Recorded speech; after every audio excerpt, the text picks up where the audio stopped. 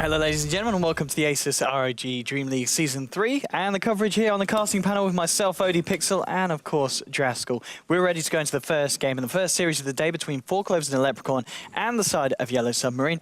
Obviously there's a lot of 6.84 hype around in the air, but we're going to enjoy the rest of 6.83. And is this even 6.83? Second pick, Draskell. What do we make of it?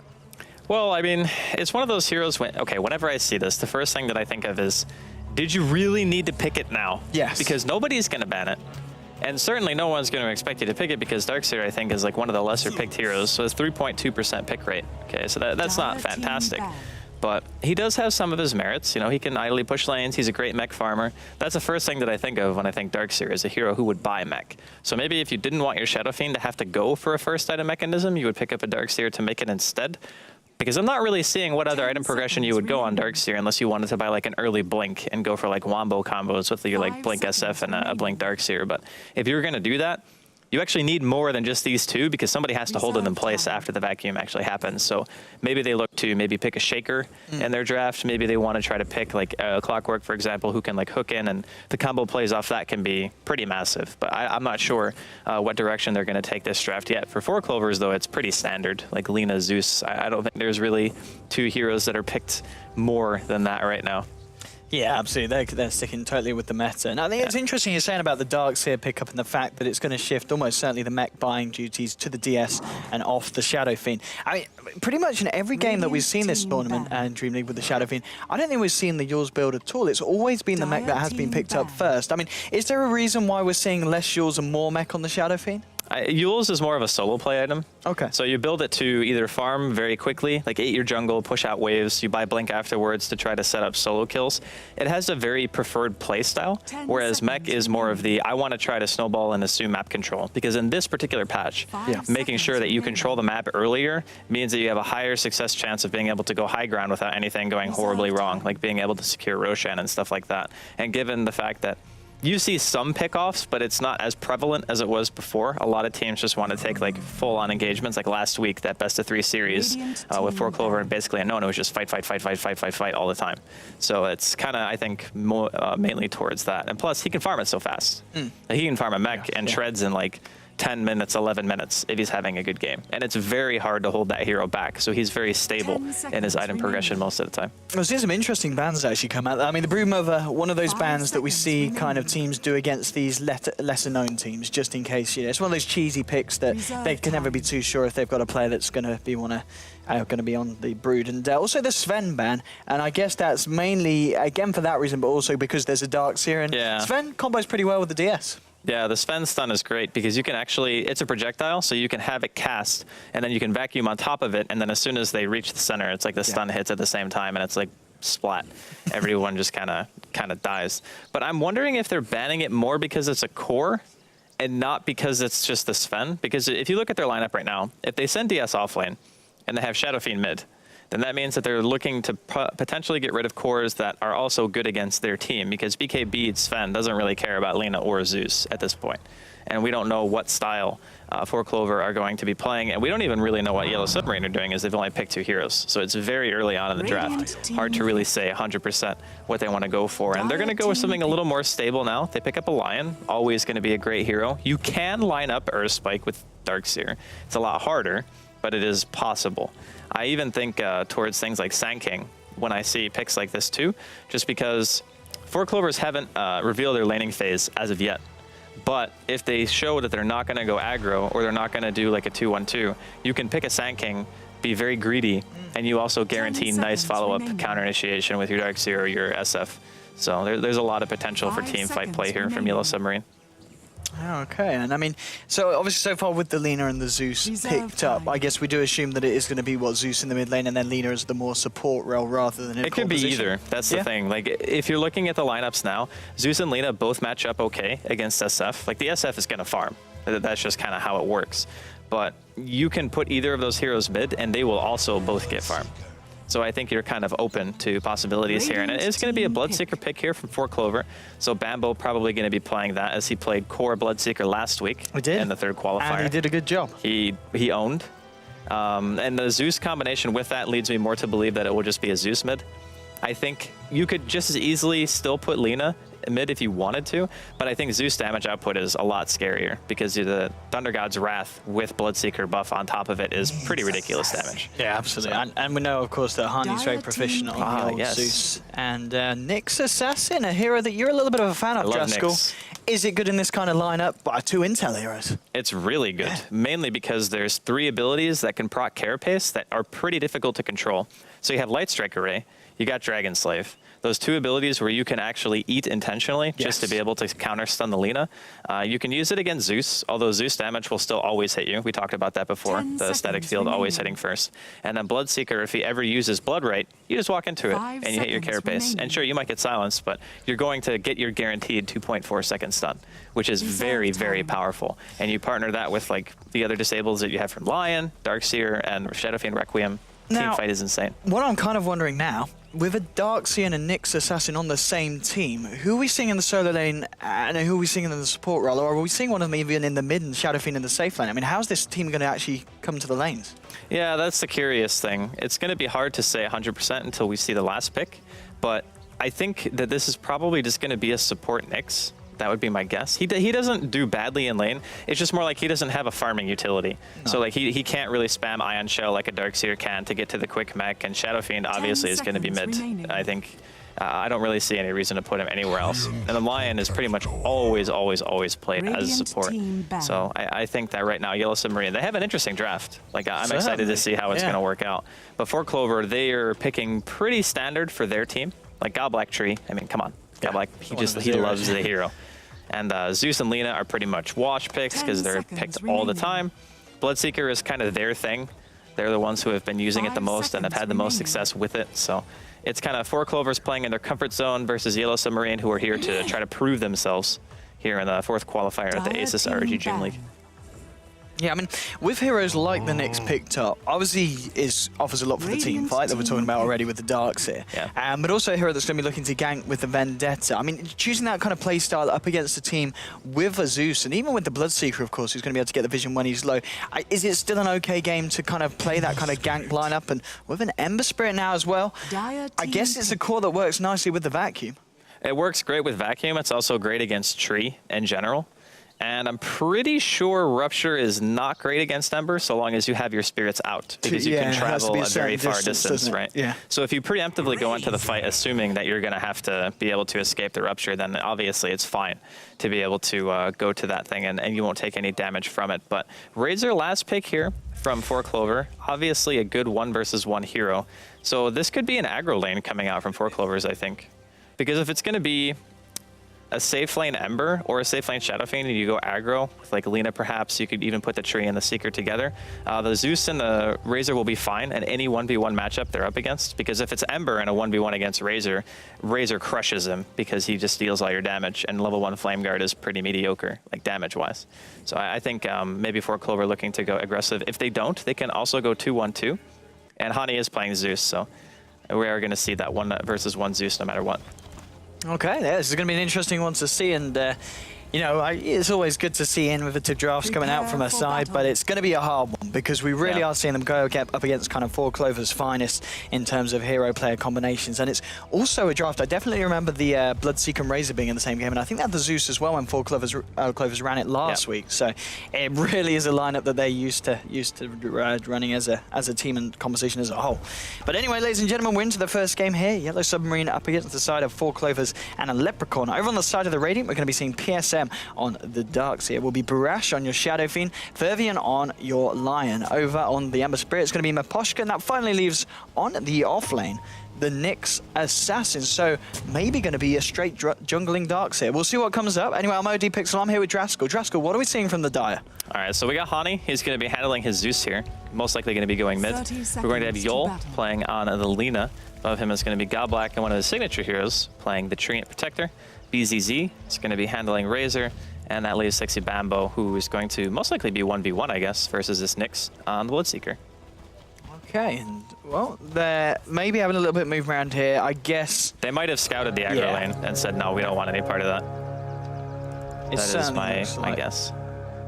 I mean, so is Darkseer going to be just a supporting part of this aggro tri lane potentially here? If they decide to go aggro, I think he'll probably just jungle the enemy's jungle, and you could even do cheeky stuff like cut the wave and try to kill the safe lane tower really quick. Depends on how aggressive you want to do it, though. So Bambo is going to be doing some trading here. He doesn't have a stout shield, though, so I'm not sure this is an ideal situation for Bambo, so he's going to back off. Yeah, I don't know. This is interesting. I kind of expected a 2-1-2 after watching the last pick from 4 Clovers, and they were going to go aggro, but as soon as a lane dodge comes out, they're just like, yeah, we're just going to split our heroes up. This bottom lane will not need any help from any other supports, and Goblet can just stay here and zone out Dale pretty effectively. And anyway, talking about the Ember in this position 1, I mean, a hero that we don't see a lot. Arguably, when we do, more likely to be in the mid lane. I mean, is this not a hero that really, he needs to get those levels because he's all about that kind of burst roaming potential and putting him in a safe lane position in a lane with 2 other heroes where he's not going to find the XP, he'll find the gold. I mean, how does the Ember kind of work in that position? I think this is an ideal scenario. Like, if you're not going to put him mid, then you need to put him in a lane where it's not a tri-lane, because like you said, levels are extremely important. You want to be able to get, honestly, like level 11. You want all your skills max, like even level 12, being able to have Sleight of Fist and all that. It's very, very good for being able to get your damage output up there. And the nice thing is, even though he doesn't have great stat gain, he's very tanky against magic heroes. So Lina, Razor, he'll be able to mitigate a lot of the damage from them for a very long time. But you could also say that if you break Flame Guard, a lot of the damage output from Ember is already gone. Because if you just eat the spells, then your Flame Guard is obviously going to be gone at that point with those 2 kind of damage dealers. So I guess it's kind of a good and a bad thing. Okay, it looks like, for the time being at least, Darkseer is going to be jungling in his own jungle. I guess, was that due to the fact that they did see that Lina's come up there to kind of help out the Bloodseeker?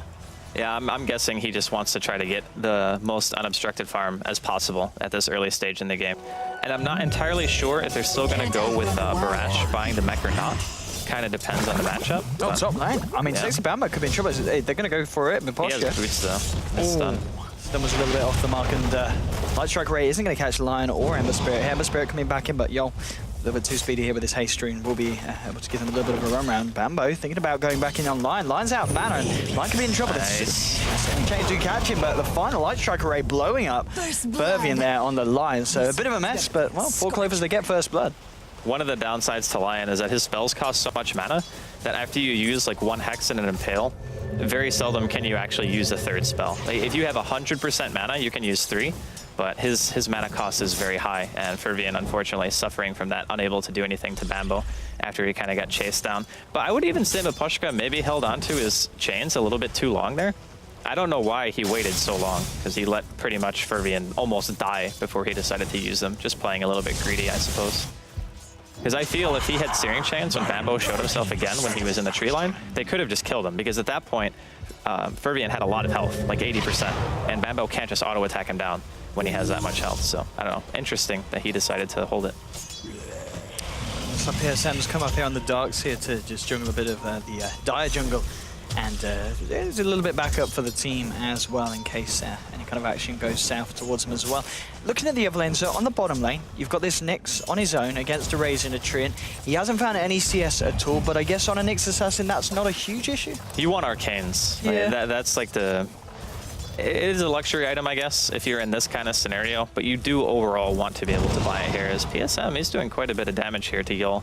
And he does not have mana for Light Strike Array yet, but he will be walking into the Blood Ray here. Oh, Bambo's going to be able to chase this one down. All the Hex is there from Fervian to cancel it. Stun as well. Miposhka coming in with the Searing Change. Light Strike Array will catch out the Ember Spirit, but now with the Surge, trying to chase these guys down with the Iron Shell as well. He's got another Sleight Fist if he needs it. Living Armor has been popped. It won't actually be able to take down the Living Armor. That's going to keep Sexy Bambo alive. They did find Lina there with the rotation from the Shadow Fiend. And it's Sexy Bambo. Of course he finds an Nimbus Rune. He's out of there. Yeah, I mean, he did have boots and quite a bit of movement speed from his Thirst anyway, so I think it was debatable if he was going to be caught or not. But the combination of having your Ember without any points into Flame Guard, but you have Ion Shell to supplement that, it just means that you can run down these heroes like Lina. It's very, very easy to dodge a Light Strike Array, so long as you don't get juked. I mean, that's pretty much what Yul's going to have to do from now on if he wants to land a stun on this Ember Spirit. And the combo is very potent, so I think for the laning phase, Yellow Submarine definitely have a good chance to win, as right now the Ember is at 18 and 4 CS, and the Bloodseeker is only at 12 and 1, plus he just died, so... Or no, he didn't die, but he came very close, and his support died. I mean, Ember Spirit kind of item build wise, back in the, you know, sometimes we see the Battle Fury rush, but more often than not, when I see an Ember Spirit picked up in competitive, they like to go for that kind of stat build, get the phase and the drums online. What kind of game do you feel this is going to be in terms of items for the Ember? I feel it's a phase drum game for sure. Just because even if with Flame Guard on, if it's max level, you still need a lot of health to be able to survive burst. And you also have to assume you're going to be getting ruptured and things like that. So the tankier the better, I think, for the way that they want to play this out. And they're going to have to run here. Yeah, Bloodright's being popped down, won't catch anyone out, but he's chasing this down with the Thunder God's Wrath. That's a quick and cheeky kill there. And also, whilst they went off, Darkseid actually died to a neutral creep. Bambo cleans up in the top lane, finds himself a double kill onto the Lion as well. So Yellow Submarine just looked like they weren't ready there for the Thunder God's Wrath, kind of caught them off guard, and without the Flame Guard, he's dead. The reaction was very slow there from Leprecon as well. He even had wand charges and full bottle, and he just didn't use anything. He just kind of fell over. So the Searing Chains missing was a bit unfortunate, but after, or not the Searing Chains, the Impale missed, and then he like went in to try to counter-engage, and they ended up just biting off a little bit more than they could chew. And the timing was very unfortunate as well, as I don't even think they knew that Hani was 6, even though it's about 6 minutes in, and typically you're always going to have your ultimate by that point in the game. Bottom lane though. Oh yeah, very nice. Lion and Darkseid have rotated in. They search up the Nyx looking for the first stun, and they follow with the second stun, but they don't actually bring anyone down. Now they're coming back in. Sexy Bambo's there on the front lines. He's going to pick up 1 kill. PSM surges the Nyx assassin, trying to get him out. We've got BZZ going for PSM now with the static link. Miposhka's trying to come in to help as well, but BZZ has stolen a lot of damage here. It will tick out to the Searing Chain. Now Miposhka turning on to Bambo. Bambo needs to run. He will put the charges. Has got the living arm as well, but also Shadow Fiend coming to help his team clean up. They found 2 heroes. I think Bambo's going to go down here as well as he goes into the jungle. He'll fall as well as a double kill there for Darkseid. What looked like a very nice rotation from the Bloodseeker coming in to counter the Lion, and the Darkseid entering the lane, which just turned around when both the Ember Spirit and the Shadow Fiend turned up. Well, not only that, but that was a double Ion Shell and Flame Guard damage. Like, you saw how fast Bambo was dropping when he was standing there. Plus, he had Blood Rage on himself, so he was taking increased damage. He died from 80% to almost 0 in like 2 seconds, just because of the sheer damage output. And the nice thing about this lineup that Yellow Submarine are running is we just had it showcased there. They don't need to right-click you to kill you. They have Raises, they have Lion, they have Ion Shell, they have Flame Guard, they have Searing Chains. Like, their magic damage output is actually insane. So it's not as if having a high amount of right-click damage on BZZ is really going to mean all that much, so long as Yellow Submarines can actually line up their spells. Well, that was a very nice fight for the side of Yellow Submarine. Really get them on the board. 4 for 5 at the moment in terms of kills. Looking at the bottom lane, they are going to go in on Miposhka here. Pops the Snipe Fist there. Searing Chains catches both the Bloodseeker and BZZ, but wow, he's so low now. He stands there because he's been ruptured, but there's no way he's getting out of that one. And we do see Sexy Bambo on the Bloodseeker finding a nice, quick and cheeky kill. PSM as well has got the vision of him, and what, Darkseid could be in a bit of trouble here. Surge does not make you faster than the Seeker. Yeah. He's trying to go and deny himself to Roshan. He's not going to make it. And what? It's another kill there for Bambo. Double kill for the Bloodseeker. Yeah. And that puts him top of the team. Still just behind the Shadow Fiend's farm, though, in terms of net worth. And Barash, he did decide to go for the mech anyway. So I'm curious as to what the first item is going to be from the Darkseer. Bottom lane, BZZ getting caught up by the Searing Chains here. He'll eat a double raise and end up dying. I don't know if they get Goblack. I don't even know if they have Dust right now. Looking for a blind? No. Goes for a blind stun there. He's not going to find it anyway. I mean, yeah, as you're saying, what do you think we are going to see come out on this Darkseid? He spent the gold, actually. He did have about Maybe he goes Crimson, actually. Was he just finishing off the one to get the top lane? There's going to be a rupture onto Dale. Yol's there to cancel the TP with the Light Strike array, and Bambo, he's just going to start getting to work. Stun will catch them both, but Dale, he's very low. One more punch from Bambo will do it. That's Bambo on a killing spree now. 6 kills coming up to the 9-minute mark, and he's only gone down the once. A bit of a scrappy game from both teams. Just the small rotations, having engagements happen everywhere. And when you have a Bloodseeker on your team, it's very easy to force the fight very hard and say, okay, yeah, if you run, you're going to die, but if you stand still, you're also going to die. And I think that it kind of offers some unique versatility to these kinds of drafts. And there's going to be a teleport bottom. Bloodseeker doesn't have his ulti up, but here we go. That is your DS. So he pops it down. Sexy Bambo getting stunned up as well by the next Barash, trying to get in there with the punches. BZZ, he's still alive, and now with the Leech Seed onto Miposhka, he's going to be the first to fall. Laguna Blade catching out the Shadow Fiend as well. They've found 2 kills. They're all very low. Bambo's going to get in there for the final touch onto Lion. It's only PSM left alive here in the sidelines that's remaining in this fight, and they will give him the rundown. They will find the kill there. Harney picking up a double kill there with the final Arc Lightning. And, well, I mean, these kind of skirmishes, in that sense, they really kind of seem to benefit the side of the Dire in terms of lineup there.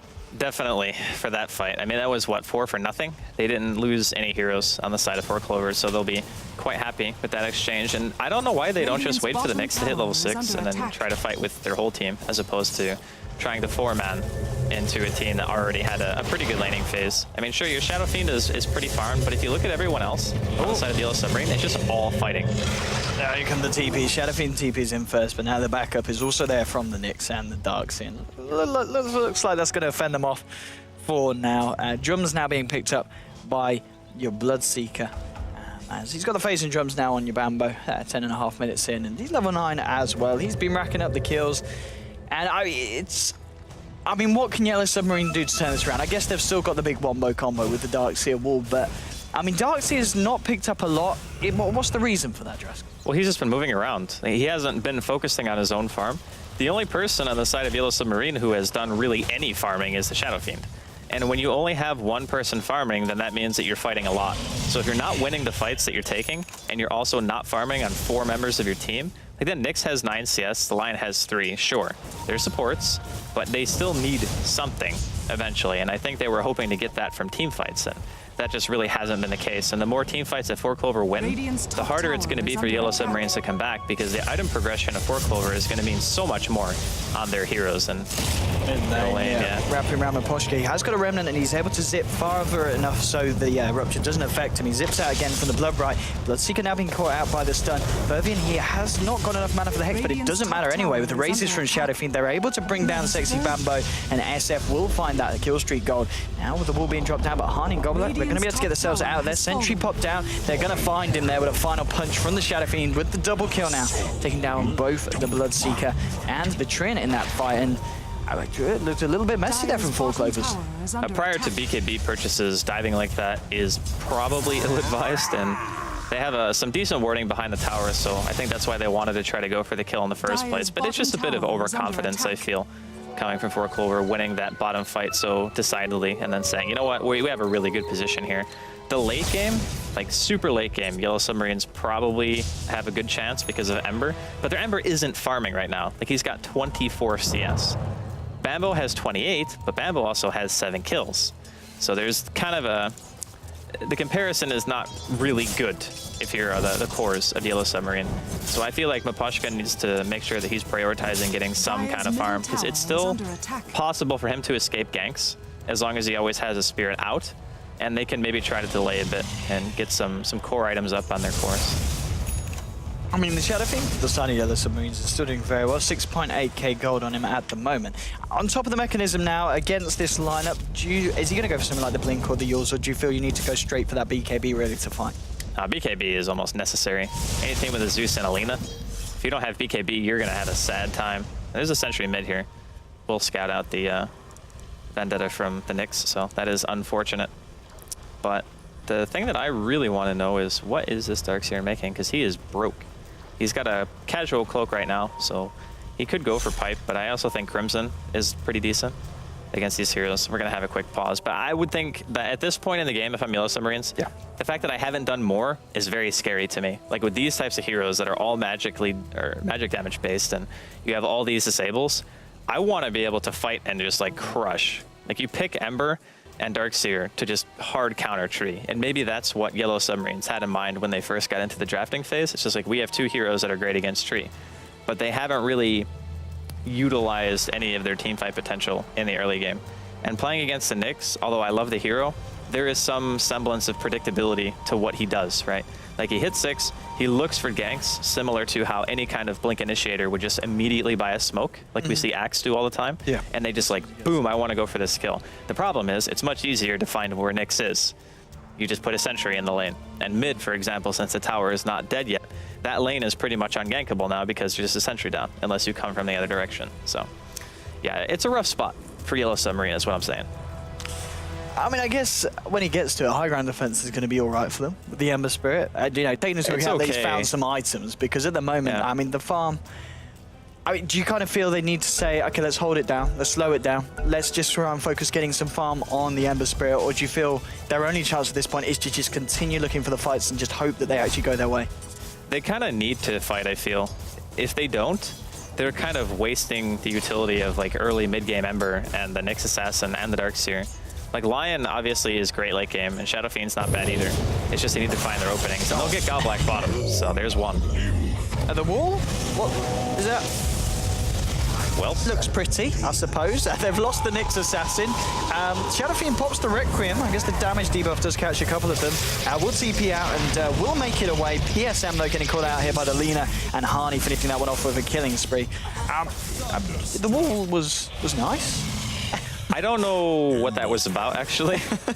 I don't know if he meant to turn it another direction to try to like clip it on the edge with somebody. Yeah, maybe. Yeah. But yeah, it wasn't the most effective wall I've ever seen. The thing that's really concerning is like it's 14 minutes in. Hani almost has a full bloodstone. Like he only needs 100 gold. And that just means your ZEUS is going to snowball so unbelievably hard. Top tower is under attack. And it's a Harney ZEUS as well. He hasn't died at all. 3 kills, 7 assists on the ZEUS at this moment. 14.5 minutes in. Miposhka now in the bottom lane, trying to find himself a little bit of farm. He has got the backup of the Darkseer coming up the lane. It's just Gold Black here on his own, looking for the levels, looking for a bit of gold himself so he can start working towards that big old Aghanim Scepter. BZZ, he's wrapping around. I mean, they could see if they can make a go.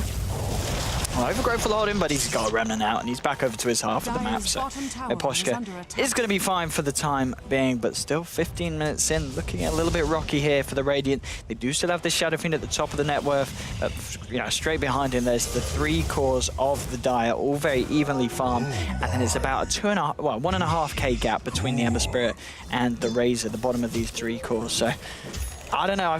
Yeah, they've got to find these fights, and they've got to hope that they do go well for them. They've got 3 heroes at the moment in the mid lane. Maybe that's what they'll be able to do on the side of a Yellow Submarine, hanging around by the tier 1 tower.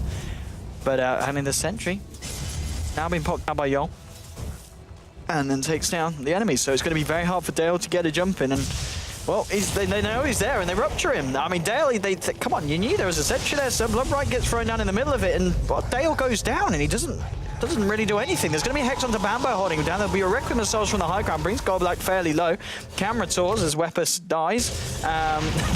Light Striker Ray gets thrown down onto the TP and Ember Spirit. BZZ is now being chased out. Will get caught out by a Sleight of Fist and a Searing Chains. He's going to keep zipping and zapping away, but they will maybe find him. They're trying to chase him down. Bambo's already found the kill onto the Nyx Assassin as well. They do get the trade onto the Razor. That's a wall that's kind of nice. It does catch a few out. They're going to try and TP out there. The Shadow Fiend, Sexy Bambo will find the kill, but brings him very low as he comes right in range of the Requiem.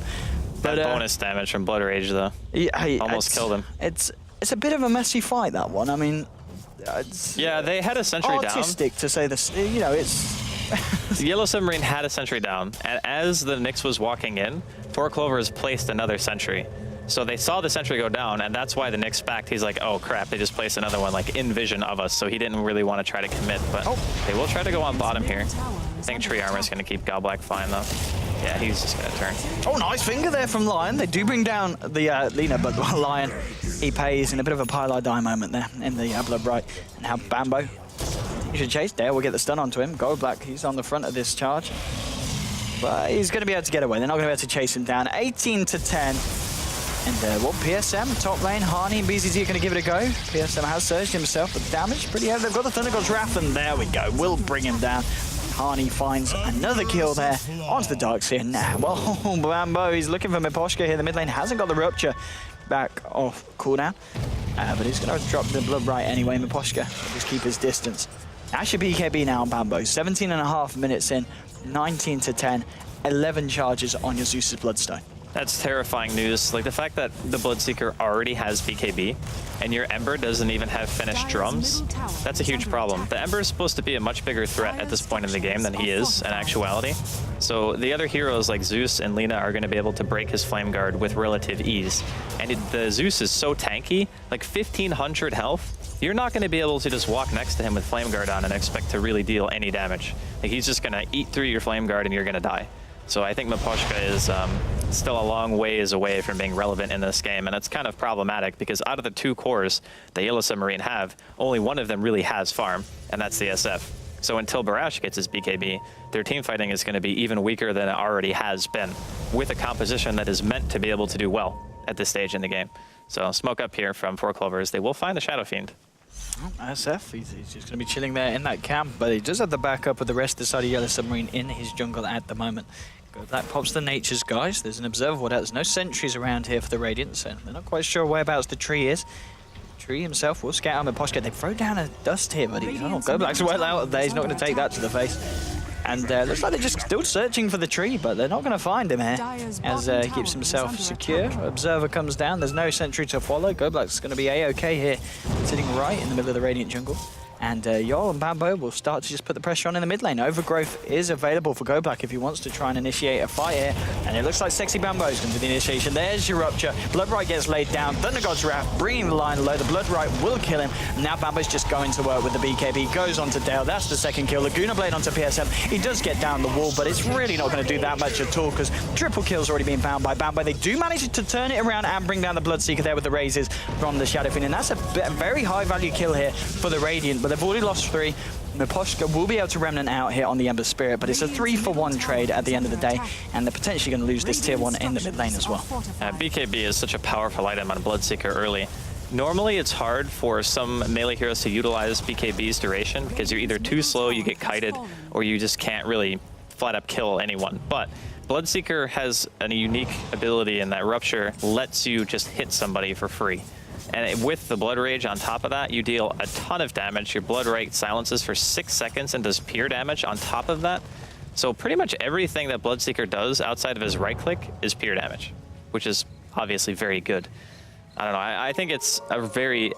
The way that they play it, it's a great pick every single time because they're so aggressive with the way that they play the hero. And having tree armor on top of that, I think, is a really big key into how they want this to work. Because with tree armor and BKB, you have to right-click him, but he doesn't take any damage from right-clicks because of the tree armor. So there's so much synergy behind what Four Clovers are doing, and the ZEUS on top of that, that just gives him a ton of free damage and movement speed. They've tailor-made this lineup for Bambo to succeed.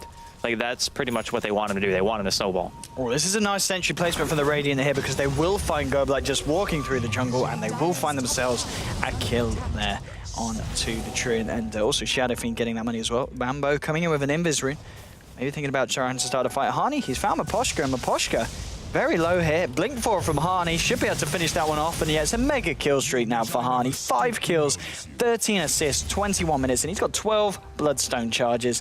It's looking pretty good for the Harney ZEUS, and pretty much a testament to why you should seriously think about not letting Four Clovers and Harney specifically get his hands on it. Yeah, I mean, banning ZEUS first or second is kind of hard to justify, though, because there's heroes like Wisp and Sniper and Troll in the game. And it's not as if Goblack is unfamiliar with how those heroes function. I mean, I'm sure he's played all of them at some particular point, and he's known for being a great drafter. So even if you take away this strategy from them, he probably has like a dozen more that he can throw at you that will be equally as effective in their own right. It's just kind of cool to see them run something like this, just due to how unique it is. Like, no one really plays Bloodseeker, like, at all.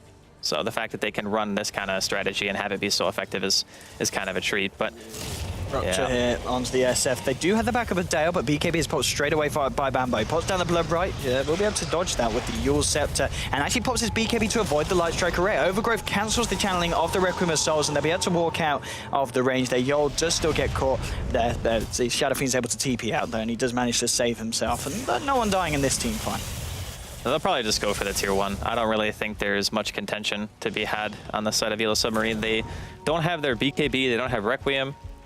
So I think this is just run away and just let the tier 1 drop here. Dale potentially getting caught out here. There is the Yules on Yule. Going to close in. There's your Yules indeed. He's got the Light Strike array to follow up. Will catch Dale out. He's already used the Spike Carapace, and that's going to be a dead Nyx Assassin. And yeah, they also found the tier 1 there on the bottom lane. It's 24-12, 22.5 minutes. And if we actually have a look at the graphs as well, I believe it was about 7.5k earlier. Yeah, now heading towards about the 10,000 in terms of net worth, and it's still flatlining around the 7.5k in terms of XP gain between these two sides. Shadow Fiend is still at the top after the BKB. What kind of gold? Oh, okay. Interesting. Ember Spirit picked up the Ultimate Orb. Is this a Skadi Manta style? What do you reckon it's going to be from Miposhka at this point? It could be Manta, just because of the Bloodseeker silence, and being able to Manta out of Overgrowth is also pretty useful. You don't really want to go straight up BKB as Ember, although maybe it would be good this game, just because if you can stop the damage output and keep your Flame Guard on for the entire duration, that guarantees you a lot more damage output in the team fights, but you still kind of run the risk of getting right-clicked to death, I guess, by Seeker, as he hits very hard. But I don't know. I think Yellow Submarine maybe just didn't do enough with their lineup in the mid-game. Walks in, he wants to go for the big plays. We're going to stun onto 2. He's going to get ruptured. Mech's popped, keeping himself topped up. Bambo pops the BKB, trying to fight through it, but they've already lost 2 here in this fight, the side of 4 Clovers, and Bambo's actually going to have to run. They're going to lose Rush. Yeah, the Go Black comes in to try and put a leech seed down, but that's all he can do at this point. Harney has managed to find the kill onto the Nyx Assassin. Overgrowth comes out from Go Black. Miposhki's going to be able to chase one down with the remnants, and almost certainly will find the tree there with the final sleight of fist. It's a 3-for-1, and now Fervian, they're going to find Harney, and that is a lot of money there. 584 going from the unstoppable streak on the Zeus. It's only Bambo left, and as you said, Draskell, they're going to be able to find Roshan. That was pretty much as bad as it could get there for the side of 4 Clovers. That went so badly. Like at the start of the fight, BZZ had nothing. He had no mana. He had no health. He basically couldn't do anything, and he got picked off by a very nicely placed raise by Barash at the start. And at that point, you're already in a 4v5. This Barash thinking about dropping a Requiem there, maybe to slow Hani, but decides against it. And that turn was huge, but even with that turn, I'm thinking 4 Clovers probably to say, okay, that was obviously a disaster, but we can recover from that. I mean, yeah, it's in terms of net worth, we're still seeing the same kind of pattern that we've had the whole game on the individual board, with the terms of the 3 cores being up there at the top on the side of 4 Clovers. Ember is just under 1,000 behind the Razor, but still Shadowfiend at the top. Bambo pops the BKB, trying to go in on Dale. There's been ruptured, will go down. That'll be another kill there for Sexy Bambo. 16 kills at the moment, 3 assists, and he's only died 3 times. Picking himself up the Yasha here. Do you feel he's just going to go for the SNY? It's SNY, yeah. Oh, he's got the Sanj as well, 100%. Yeah, okay. And so the Shadowfiend as well went for the Sanj and Yasha. What do you reckon about that? It's just more beefiness. I mean, the capability of chasing a little bit better is never really a bad thing.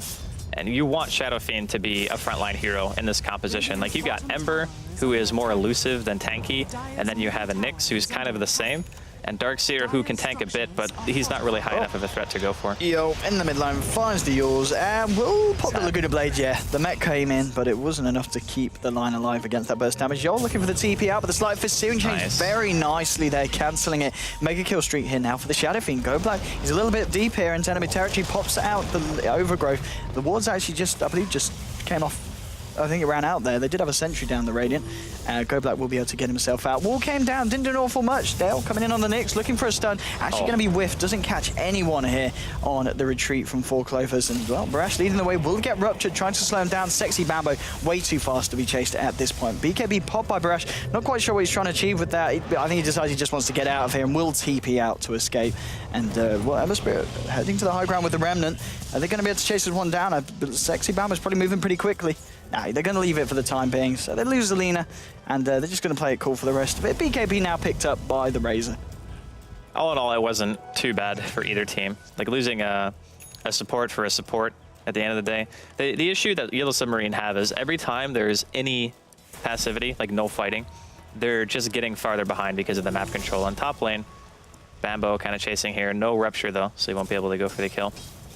I don't think that going into the later stages at this point, considering how early the Shadowfiend's BKB purchase was, is going to really benefit them that much.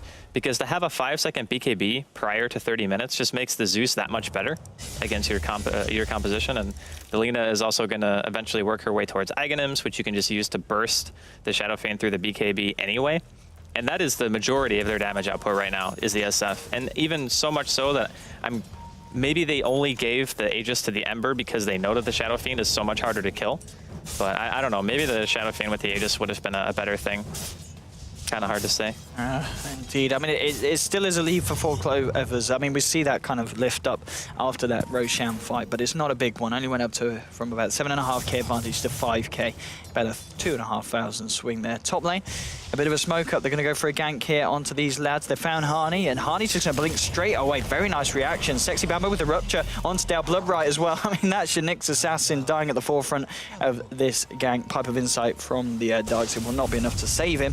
Now Hani maybe thinking about looking for more. Throws down the lightning bolt onto Fervian, who's been blood raged as well, taking that increased amount of damage. And they'll blink out, and they'll decide to get out of there. And it's a good time too, as well as both the Shadowfiend Barash and Miposhka on the Ember Spirit have turned up to the fight. Now heading towards the mid lane, Razor and Lina are there. They're going to keep it safe, back themselves up behind that tier 1. as there are 4 heroes now on the side of Yellow Submarine coming in towards the mid lane. But Pipe of Insight finally picked up on the Darkseer. I guess it is a little bit late, 28 minutes in, but still pretty good against the lineup that Four Cloves have got.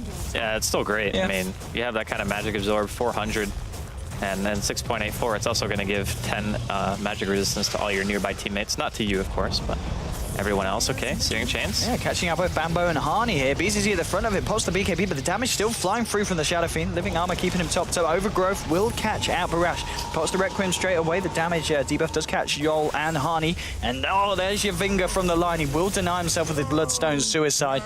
And Four Clovers actually looking to get themselves out of there. At the same time, Yellow Submarine looks like they don't want to continue the fight. But I mean, a fight where you take down Harney and you don't lose anything is going to be a fight that the side of Yellow Submarine are going to be pretty damn happy with. Might not be over though. Yol with the Yul Scepter. Light Striker Ray does not catch him, actually a bit mistimed. Stun from Nyx, and they've brought down Yol on the Lina as well. Dale going in straight for BZZ. Sexy Bambo has found the return kill onto Shadow Fiend. Vacuum bringing Girl Black back into the center of it, and the Poshka coming in with a Sleight of Fist, trying to burst them down. The stun from Fervin actually going to be missed. They do hex up the Bloodseeker. Miposhka hiding to the high ground will find the kill onto the Razor, and Remnant straight back out. Does not fancy his luck against the Sexy Bambo Bloodseeker. So a 2-for-2 trade. It kind of, well, okay, maybe even more as Bambo chasing this down. There's Harney as well. He nearly cast the lightning bolt, cancels it as the Spike Carapace comes out. Okay. Oh, God. They find another one, and now onto PSM. They do have the lightning bolt. They want to try and find it, but PSM, I think he might just kind of luck out here with that invis and get himself out safely. But a 2-for-3 trade in a fight that looked to start off pretty hopeful for the Radiant. It wasn't too bad. I mean, Miposhka opts to go for the Lincolns that he finishes after the team fight. Everything considered, they lost their Aegis during the fight. I don't think Miposhka actually died. I think it just expired. But to be honest, the way that he was playing, I think he thought he still had Aegis because he was just running at the enemy's base. So pretty fortunate that he ended up dropping there. He did have a retreat remnant out, so he was well prepared for the situation. And I mean, that was nice. The Razor really didn't get to do much. I feel like BZZ has not really been too big of a factor this game. He's usually the first one to die during an engagement. And even if he doesn't die, he has never really been able to get a good static link off. But he has freshly purchased BKB. He's just kind of come out. He's found with Poshka PSM. He will use himself up, gets vacuumed back. Light Striker Ray does catch and hold back the Ember Spirit. Now here's BZZ and Harney trying to clean up. But again, this Ember Spirit, very nice. Always has defensive remnant, but he goes straight into Bambo. They were prepared for it. He's able to remnant just far over enough. So it doesn't affect him, and he TP's out just in time. Does lose the Darkseer though, but hats off to the Ember Spirit getting himself out of there. Yeah, that was nice. Also a nice play by Bambo, realizing that he also had Lincoln, so he got to break it first and then make sure that he landed the Rupture after the fact. And I don't know if he dagged or if he used Blood Rage, but either way, he realized it pretty much on the spot. So I don't know. I'm really surprised that Yellow Submarine are actually holding on as well as they are. Like, their lineup to me should not really have much wiggle room for mistakes, at least in the early mid game. But they still managed, like that Roshan fight was the biggest reason why they're still alive and kicking at this point. Indeed, it was 20-32 at the moment. And net worth-wise, well, the side of the Yellow Submarine are starting to break it up. Ember Spirit's working his way up there, 10.5k on him at the moment. And Shadow Fiend, with that Ultimate Orb now picked on top of the SNY, and I guess when you go for the SNY build, you're probably going to be following up with Viscardi in this situation, or do you feel he could still go for Manta on the SF? Scotty's really good. Yeah. You want it to be able to kite the heroes with BKB, or at the very least be able to chase them down, because if you get Maim and a Scotty on somebody, even if it's a hero like Razor or Bambo, who typically run very fast, you need to be able to keep them in range of your auto attacks, and that's another great thing about being able to do these types of builds on ranged heroes. So your damage uptime is so much higher. And the Poshka, Scott here again. Dude, top lane, he gets, they do the Dagon again to pop the Lincolns and then the Rupture, but again, Miposhka playing very defensively, and it's paying off. Every time that they go on him, he's always got a Remnant to back himself out to. Maybe he wants to go back in here with the help of Dale, initiating there with the stun, holding Bambo in place, but Bambo pops the BKB. Looks like he's just going to TP out this one, and they won't have anything to stop it there. But yeah, all in all, the Ember Spirit, he's really kind of composing himself and keeping his cool and climbing himself back into the game. Bottom lane, Fervian with the Hex onto BZZ. Does get used up by Yol. Yol finds the Light Strike Array. There's the Laguna Blade to finish off the job. They did lose the Treant, I believe, in the mid lane. Yeah, just around to the Shadow Fiend. He finds himself a quick and easy kill there. And that's going to put him well on the way to the Skadi now. 2.6k gold on top of the Ultimate Orb. Harney trying to chase down PSM, but PSM with the Surge should be okay. The side of Yellow Submarine, they've got 3 tops. Slight Fishing Chains catches out Bambo. BKB is still on cooldown, and Bambo just comes out alone and he goes down. That was an interesting play, though, without having BKB. Like, if he just sat there, like, behind the tier 2 and waited for the rest of his team, there was actually no reason for him to go forward there at all, because so many people were missing. He just saw his Treant die mid, so that was just a total misplay from Bambo. Pretty uncharacteristic. He's been playing very solid lately. It really has, and I mean, this has put the side of Four Cloves in a bit of a tricky position. 50 seconds, no buyback here on the Bloodseeker, and the side of Yellow Submarine are trying to push high ground. Slight fist steering change, catches out BZZ, pops the BKB, but he's already very low, and the right clicks from ShadowFiend will be enough to bring him down. They pop down the wall as well to make it hard for Four Clovers to stop them with this push, and certainly this is kind of looking up for the side of Yellow Submarine. Razor does have a buyback available. Go Black on the Treant does have the overgrowth also if he wants to look to jump into this one. Harney just spamming out the spells from the sidelines. And they should be able to get this tier 3 here. Fervian's coming in to join the rest of the side of Yellow Submarine. Slight fist steering chains, holding back Harney. Living Armor doing what he can to keep the tier 3 alive. BKB's being popped by the Shadow Fiend. Overgrowth now holding them in place. But he looks to just pop the Requiem missiles. He loves doing that. Every time they kind of go on him, even though they're miles away, he just does it for the Hazard. And they've got the tier 3. Looks like they're going to be happy with that. And they get themselves out as Bambo is back on the game. Yeah, Roshan's been pinged out, though, so I think Four Clovers are going to be in a good position to try to take this as long as the Razor is up and running. Bambo's looking for something here. He actually has his BKB off cooldown this time, so it's definitely okay for him to play a little bit more on the aggressive side. But yeah, the picks have been great for Yellow Submarine. The fact that they've managed to wiggle their way back into this game when at 19 minutes, it looked like it was going to be like a 25-minute GG. Like, that's how far ahead Four Clovers were in every single situation. So, Scotty now finished on the SF. He is totally beefy at this point. And BCZ still, like, I haven't felt the effectiveness of the Razor at all this game. Like, what has he actually done besides die? He's 1-6. He's got a plate mail, BKB, Aquila, phase, and drums. Like, his farm isn't necessarily bad. It's just that he doesn't do anything in fights. Like, he always ends up trying to static link to Shadow Fiend and just gets clicked to death before his link drains enough damage to be useful. And yeah, I mean, as you said, it seems to be the hero that Yellow Submarine want to take out straight away at the beginning of every fight. And it's certainly been helping out in these kind of latter engagements that we've seen in the game. Both sides are, orientating themselves around the Roche pit here. Sexy Bambo, he's standing in the pit, and it's going to be a kind of a game of who wants to make the jump first. Miposhka heads down to the river, throws a Remnant out. They're going to see Bambo. Bambo comes in, he's going to throw the Rupture down onto Barash. BKB's popped, he's going to have to stand in his place, but now the Razor. Let's see if he can make something happen here. Trying to link the much damage as he can. Nice wall positioning here. Finger will find the kill onto the Treant. Laguna Blade in return onto the Nyx Assassin. It's a 1-for-1 so far. BZZ trying to chase down Miposhka, but Miposhka with the BKB doing a lot of work. Sexy Bambo, one more clip will bring him down. It's a 2-for-1 trade at the moment. Double kill for your Shadow Fiend. And well, BZZ, Yol, and Harney just standing up on the high ground. They need to be a bit careful because Miposhka, he's looking for more. He's surged up and he's going to begin chasing. There's a Courier here, and well, Courier. Nah, it's okay. I think. Right. Yeah, he's fine. There was anything on the Courier at the moment? Just a TP. Just a TP.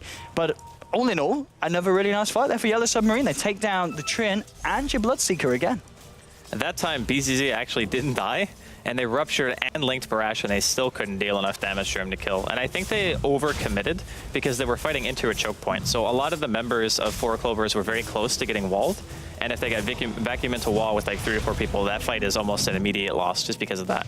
Barash has been really nice with his Requiems. Even though he's not dealing a lot of damage with them, he's always getting the slow and he's always getting the damage reduction, which is almost equally important in these types of teamfight situations. Roshan, though, going the way of Yellow Submarines again. Miposhka needs to be a bit more hasty with his Aegis pickup, as he'll get it one more time. And with that 10-second BKB as well. Like, that was the first time that the Ember had fought with his BKB. Yeah. And that, like, 10 seconds is so much time to be able to just walk around with Flame Guard on, get a couple of steering chains off, and some sleight of fist damage. I feel like Yellow Submarines, they've pretty much brought themselves right back into the game at this point. Like, getting 2 Roshans back-to-back off 4 Clovers, who had a substantial lead for pretty much the entire early game. It's very impressive. Oh, it's pretty impressive play, and as we see being pointed out here on the screen, so Dale, after the Arcanes and the Urns, going for the Yule Scepter, so for the time being at least, skipping out the Blink Dagger. I mean, why do you feel he's kind of opted for that? Is it because of the silences from the Blood Right? Yeah, I mean, you want to be able to dispel yourself. Like, there's no way that you can possibly function if you're just silenced up, so you definitely need something to remove it. Dark's here with a Soul Booster, looking to build it into a Bloodstone. Maybe he thinks it's 6.84 and he wants the cooldown reduction item. Who knows? It's possible. Maybe. Yule's here. All right, he'll be able to go to his Remnant. But the Bloodstone, I don't know about that. Yeah. Like, I don't know why. Like, why would you make Bloodstone if you already have a bottle anyway? And if you wanted more regen, you could just easily buy Arcanes and have your bottle, and that's more than enough that you'll ever need. I don't like in some heroes it makes sense to be able to do it for the efficiency factor and never having to base, you know, you just push out waves all the time. Maybe that's why he wants it. So he can just ion chill for days. But even that is like, it's questionable to me. I mean, maybe playing for the late game and anticipate that he's going to get an Axe and Refresher after it. And you could. I mean, Bloodseeker falls off pretty hard, so does Razor. So if you get to the late game and your Ember starts getting like damage items up after his BKB and his Lincolns, you could just be the never having to go back to base hero for your team and just be constantly pushing out waves. Because right now, I would actually say that Yellow Submarines have a pretty, not a huge advantage, but a decent one. Okay, they're going to be able to find the tier 2 here in the mid lane at the moment. And yeah, the completed Bloodstone is on its way out, and also the completed Dual Scepter for the Nyx Assassin. The side of 4 Clovers, they're trying to take a tier 2 of their own here on the top lane, applying a little bit of the pressure. But they're going to back up now as the TP does come in from the Ember Spirit. But yeah, 25 to 34. I mean, in terms of the way and the momentum that the game is going, I mean, 4 Clovers, do they just need to really kind of step up the aggression and look for more fights actively? I mean, do they have any hope if it goes late? They do. I mean, there's always a chance to win. Like, the big thing is not getting picked off, because it's around 40 minutes in at this stage. And if you get picked off now, the implications of that pick are much more important than like a 10-minute pick off or like 5 minutes, for example, because you have to spend the money on buyback. And then if you get picked again, even if your team on paper is better in the late game, you could still get raxed because you're just not playing the way that you should. So I would say that they're not in a horrible position, but I really feel like the Razor pick is going to be holding them back in the late game, because Ember is going to reach a stage where he no longer has to commit to the fight. And he'll get like a Daedalus, or he'll get like any damage item, and then his Sleight of Fist starts hurting a ton. And then you have to worry about your supports being able to live through the engagement, not just your cores. So just the damage output that he's going to be able to have soon is very scary. And he's the hero that you're going to have to watch out for as his item progression continues to get better and better. Tani potentially getting caught out here in bottom lane. Yeah, the Yules from Dale will hold him in place. Follows up with the stun, but all the BKB straight away from Hani, and he's going to TP out. Nothing to cancel that one. He will be able to escape.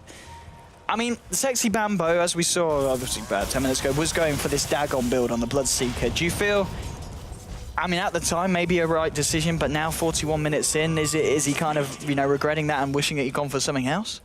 I think the main reason behind the Dagon is he wants to be able to double burst with the ZEUS. So the ZEUS like pops all his abilities on one hero, and then you Dagon. And the hero is so low that he can't run because Bloodseeker's so fast, and you have BKB, so you can just like run them down and finish the job. Because you have also, you have Laguna Blade on top of that too, right? So if he's Blood Raging properly, you get a Blood Rage Laguna, a Blood Rage ZEUS, and potentially a Blood Rage Rupture. So there's 3 abilities that are going to be doing a ton more bonus damage. So we're going to see Godblack TP out here from harm's way.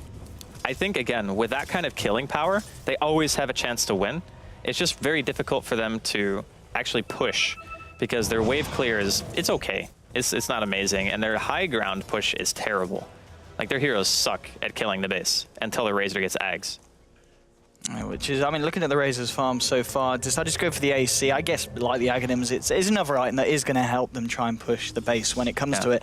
But at the moment, it's not them pushing the base, it's the side of Yellow Submarine going for it. They'll head straight up to the high ground, and now the damage from Barash just coming out onto these racks. There'll be a Yules onto PSM, catches them out with the Light Strike Array. Pipe of Insight has been popped. BZZ with the BKB, trying to steal as much damage as he can from Miposhka, but it's not going to be that much, and Barash just turns around with the right clicks, doing so much damage. Godblack holds him in place with the Overgrowth, but he will tick down here. Mega kill streak for the Shadow Fiend. They've found Lina. Yol to fall as well. Razor, BZZ will go down. Buyback from Yol and buyback from BZZ as well. They're trying to go back on Miposhka, but Miposhka, Remnant straight back out to the lane. They're not going to be able to chase him. Sexy Bambo will find the Nyx Assassin. Darkseer does fall as well on the side of the Radiant. Barash with the punches onto Razor. And this was a buyback. Sleight of Fist, Searing Chains holding him in place. Unstoppable streak now for the Shadow Fiend as he clears out the Razor as well. Bloodright isn't going to catch anyone, but Sexy Bambo moving pretty fast. Sleight of Fist, Searing Chains will catch out the Lina. Lina uses herself up, but if Yol goes down here, which he will, that's another dieback. Dieback on 2 heroes, but it is a triple kill for Bambo as he finds the Shadow Fiend at the end of that fight.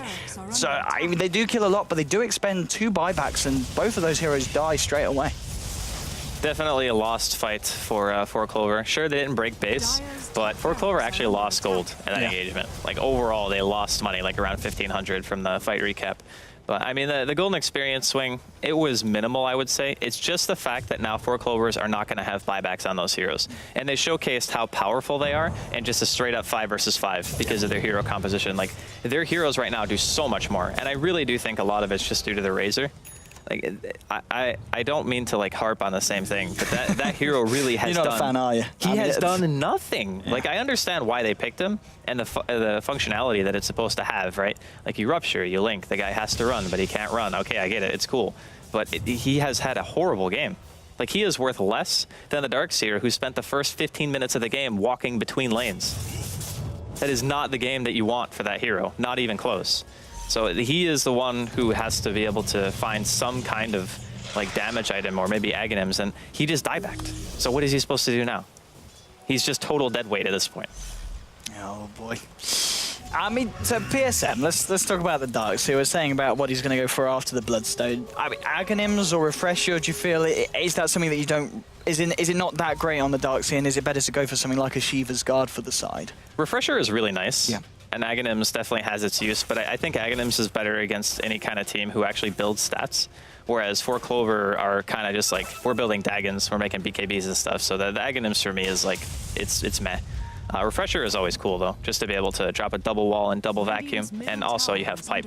So, I mean, you have the debuff or whatever on your teammates, so you can't pop it again, but you have the capability of doing it pretty much right as the pipe was gonna fade off anyway, or the debuff itself. So, here come Yellow Submarine again. They're pushing in, no buybacks this time on 4 Clover, or they have BLOODSEEKER buyback and ZEUS. Rupture now onto Barash. Pots the BKB. Overgrowth does hold him in place. Now Leprecon falling very, very quickly. We'll get sized up. Oh, God, he crashed. I was wondering why he was just standing there for so long. He just ate like every single spell. This is not good for the Ember Spirit. I mean, he has got the BKB in a slight fist, so he's going to be able to get a little bit of damage out. But he's super dead. Because does he has a spirit out actually. Oh, yeah, he could live. He has a spirit BKB out. Spirit out. He could actually BKB Spirit, yeah. But he would have to slight first to disjoint any incoming projectile, because going to your spirit doesn't disjoint, but Sleight of Fist does. You just have to do it at the right time. Okay. So like if the projectile is in the air and it would have otherwise hit you with Sleight of Fist, it will miss. But if it's for the spirit, it won't, and it will still hit you when you go there, and you might still die. But that could not have been any worse timing, actually. I mean, he did literally stand there and soak up quite a bit. Yeah. And I guess on the plus for Yellow Submarine, looks like either way they're going to find the melee racks here. Well, they'll find the range racks. The range racks, sorry. Yeah. The melee racks is currently untouched, and as it looks right now, there's a wall being dropped. See it, yeah. Literally being casted. It's like some Stargate level shit going on right here. You're gonna see. And they got the lion stun. They've got the lion stun.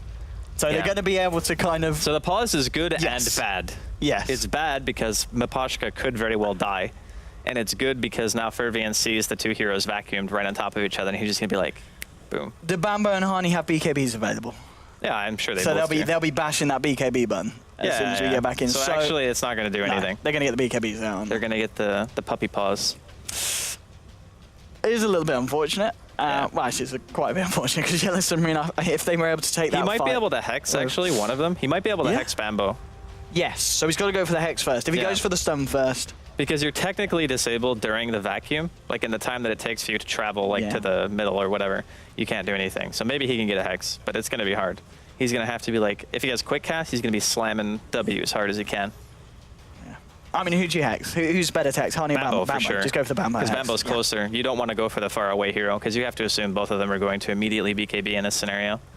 And Bambo not being able to cast Blood Rate is pretty important. He's already got a Rupture off, but just him walking around with a Dagon and like BKB is pretty terrifying. I mean, with the fact that there are those BKBs, what are the odds that this fight goes well for Yellow Submarine, would you say? Oh God, I think they lose this fight pretty badly. Yeah. Their Ember has already pretty much been deleted, and they have 2 heroes that they want to... the SF. I mean, SF's going to be punching him. I mean, he's going to be Requieming. No, he's raising, never mind. What is he raising? He's actually facing the complete wrong way with this raise. I think it's just because of the overgrowth. Because sometimes when you get overgrowth, like it reassigns your target acquisition, and because the creeps are the closest thing to him, what likely happened is he got overgrowth and then turned to auto attack a creep. And then he had to, he tried to raise, but he just turned before. It's really stupid, actually, that happens. Because if you get like netted by Meepo, or you get ensnared by Naga Siren or something like that, it resets your targeting. So you have to retarget. It's Okay. super frustrating on some heroes, like Shadow Fiend being one of them. Has Because that been fixed obviously, in 6.84? oh, I don't think it'll be changed. It's just I think it's Dota. one of those things that was in Warcraft 3 that's just considered flavor now for Dota. Okay. It's like, one of those random things that if you just know, you can prepare for. But yeah, it's still really annoying. okay. I mean, even if I was to say this fight does go absolutely awful for Yellow Submarine, I still kind of feel they'll still be in an okay position, won't they? Because of how much they've been able to climb back against Four Clovers. Yeah, it's pretty much an even game in terms of net worth, and I think that what Yellow Submarines have in heroes, they do more with the net worth right now than Four Clover. It's still not to the point where Hani has his Refresher Orb yet, and he's even opted to go for Dagon. I think Refresher is kind of necessary in this game because you need to be able to eliminate like Dale, for example, and Fervian from the fight just by being able to spam ultis. Like that's how you come back. That's your transition into the late game. Okay, so we're talking about like just do it. I know it's fine. You can't even pull the thing out. Impressive. But yeah, if you have a game where you're going super late against a ZEUS, the ZEUS role suddenly becomes I'm just going to deal a ton of damage to the supports just by popping ultis, and then they can't actually fight anymore. And it's also great for my Bloodseeker as well, because the more damage that you deal, the more movement speed and damage that he gets. So the synergy between the item choice and the hero is great. I know you tried your hardest. You tried my hardest. You couldn't make it happen. This chair will not move. Wait, But let me see if I can. artificially learned myself. Well yours done. is. Do you want to swap chairs? No, I don't want to swap chairs. Oh, what's wrong with my chair? Because mine works. Well, mine doesn't. That's why I don't want it. You tried. Yeah, I tried. Sorry, lads. I'm gonna have to keep that this high. But anyway, we're still got to pause. Hopefully the guy's coming back. I don't think we had a reason for this pause. Let's hope it's nothing too I think sinister. it's just like a PC thing, maybe. Hopefully. Maybe he got one of those darn Windows updates. Oh God. Yeah. And trust me, it still happens in 2015. I've seen it before. What is up with that? Sometimes you get them and it says, we are going to restart your computer. I remember back in the day, it used to say, do you want to restart now or restart later? Yeah, but it now used it to says, ask you. we're restarting in 15 minutes. It's like your and then computer doesn't. Yeah, It doesn't care about what you think. it really doesn't. It's just like, you know what? We're doing this now because I said so. And it makes every single version of Windows actually becomes more difficult to turn off the auto update. It's like harder to find. It's like I'm gonna just eventually delete the entire thing, so you can't find it anymore, and you just have to update no matter what. Not ideal if you're a professional Dota 2 player. God no. As these Dude, guys my are. PC does it here. It You've does, seen it it happen during comes cast up before. during the In the call. middle of a team fight, like I'm not even kidding. Last week there was a team fight going on, and Owen was commentating, and I was watching the fight, and it just like purple screen, time to update Windows during the middle of a game, and I'm like, It's not great. fantastic. But anyway, as we wait on here, Ember Spirit, what's he actually got after the BKB in terms of damage? I mean, still not. He's got a lot of money on him, hasn't he? He's actually gone for Yasha, so Okay, maybe for he even Yasha. goes Manta. He's just like full defensive items right now, which I think is still okay. Because, Yeah. I mean, we've seen how heavily Mapashika gets focused in the team fights. That's true. So he doesn't have to go for damage necessarily. You just think that eventually he'll get like a Daedalus or something, because that item does so much for him when he already has such survivability through the other items that he has. I mean, you were talking about the fact that obviously Hani did go for the Dagon, and you were saying how you would have kind of preferred to see a Refresher. Why do you feel he has gone for the Dagon? Well, being able to blow somebody up is always very attractive. Well, I Like, mean, we talked about the amount of nuke damage they had already. Was it not Yeah. enough? Did they need to add to that?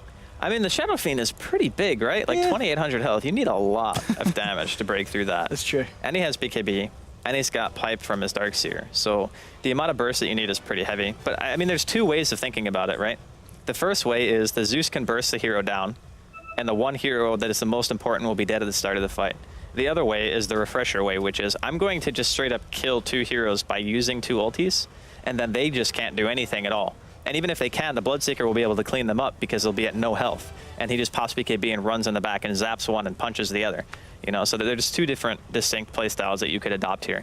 I think the second one is what I would have done, not saying that it's like always better, but I'm just saying for this case, I think that being able to take out the Nyx from the fight because of things like carapace and such being so annoying, and being able to stop the Lion from being able to hex or finger anybody just by having Refresher, I mean, that's really good.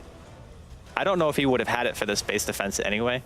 So right now he only has Dagon 1 and 2,500 gold, so he would have been a little bit short, I think like 400 or 500 gold from being able to have the Refresher. No, actually he would have been 10 gold short. So he might have even been able to buy it. Okay. If he didn't buy Dagon. But then he It would wouldn't be also very have close. buyback. Yes. He wouldn't have yeah, buyback, which is pretty important. I mean, would have maybe been more important if Miposhka was able to get a good start to this fight, but Yeah. it's not going to be the case, obviously, with this unfortunate DC.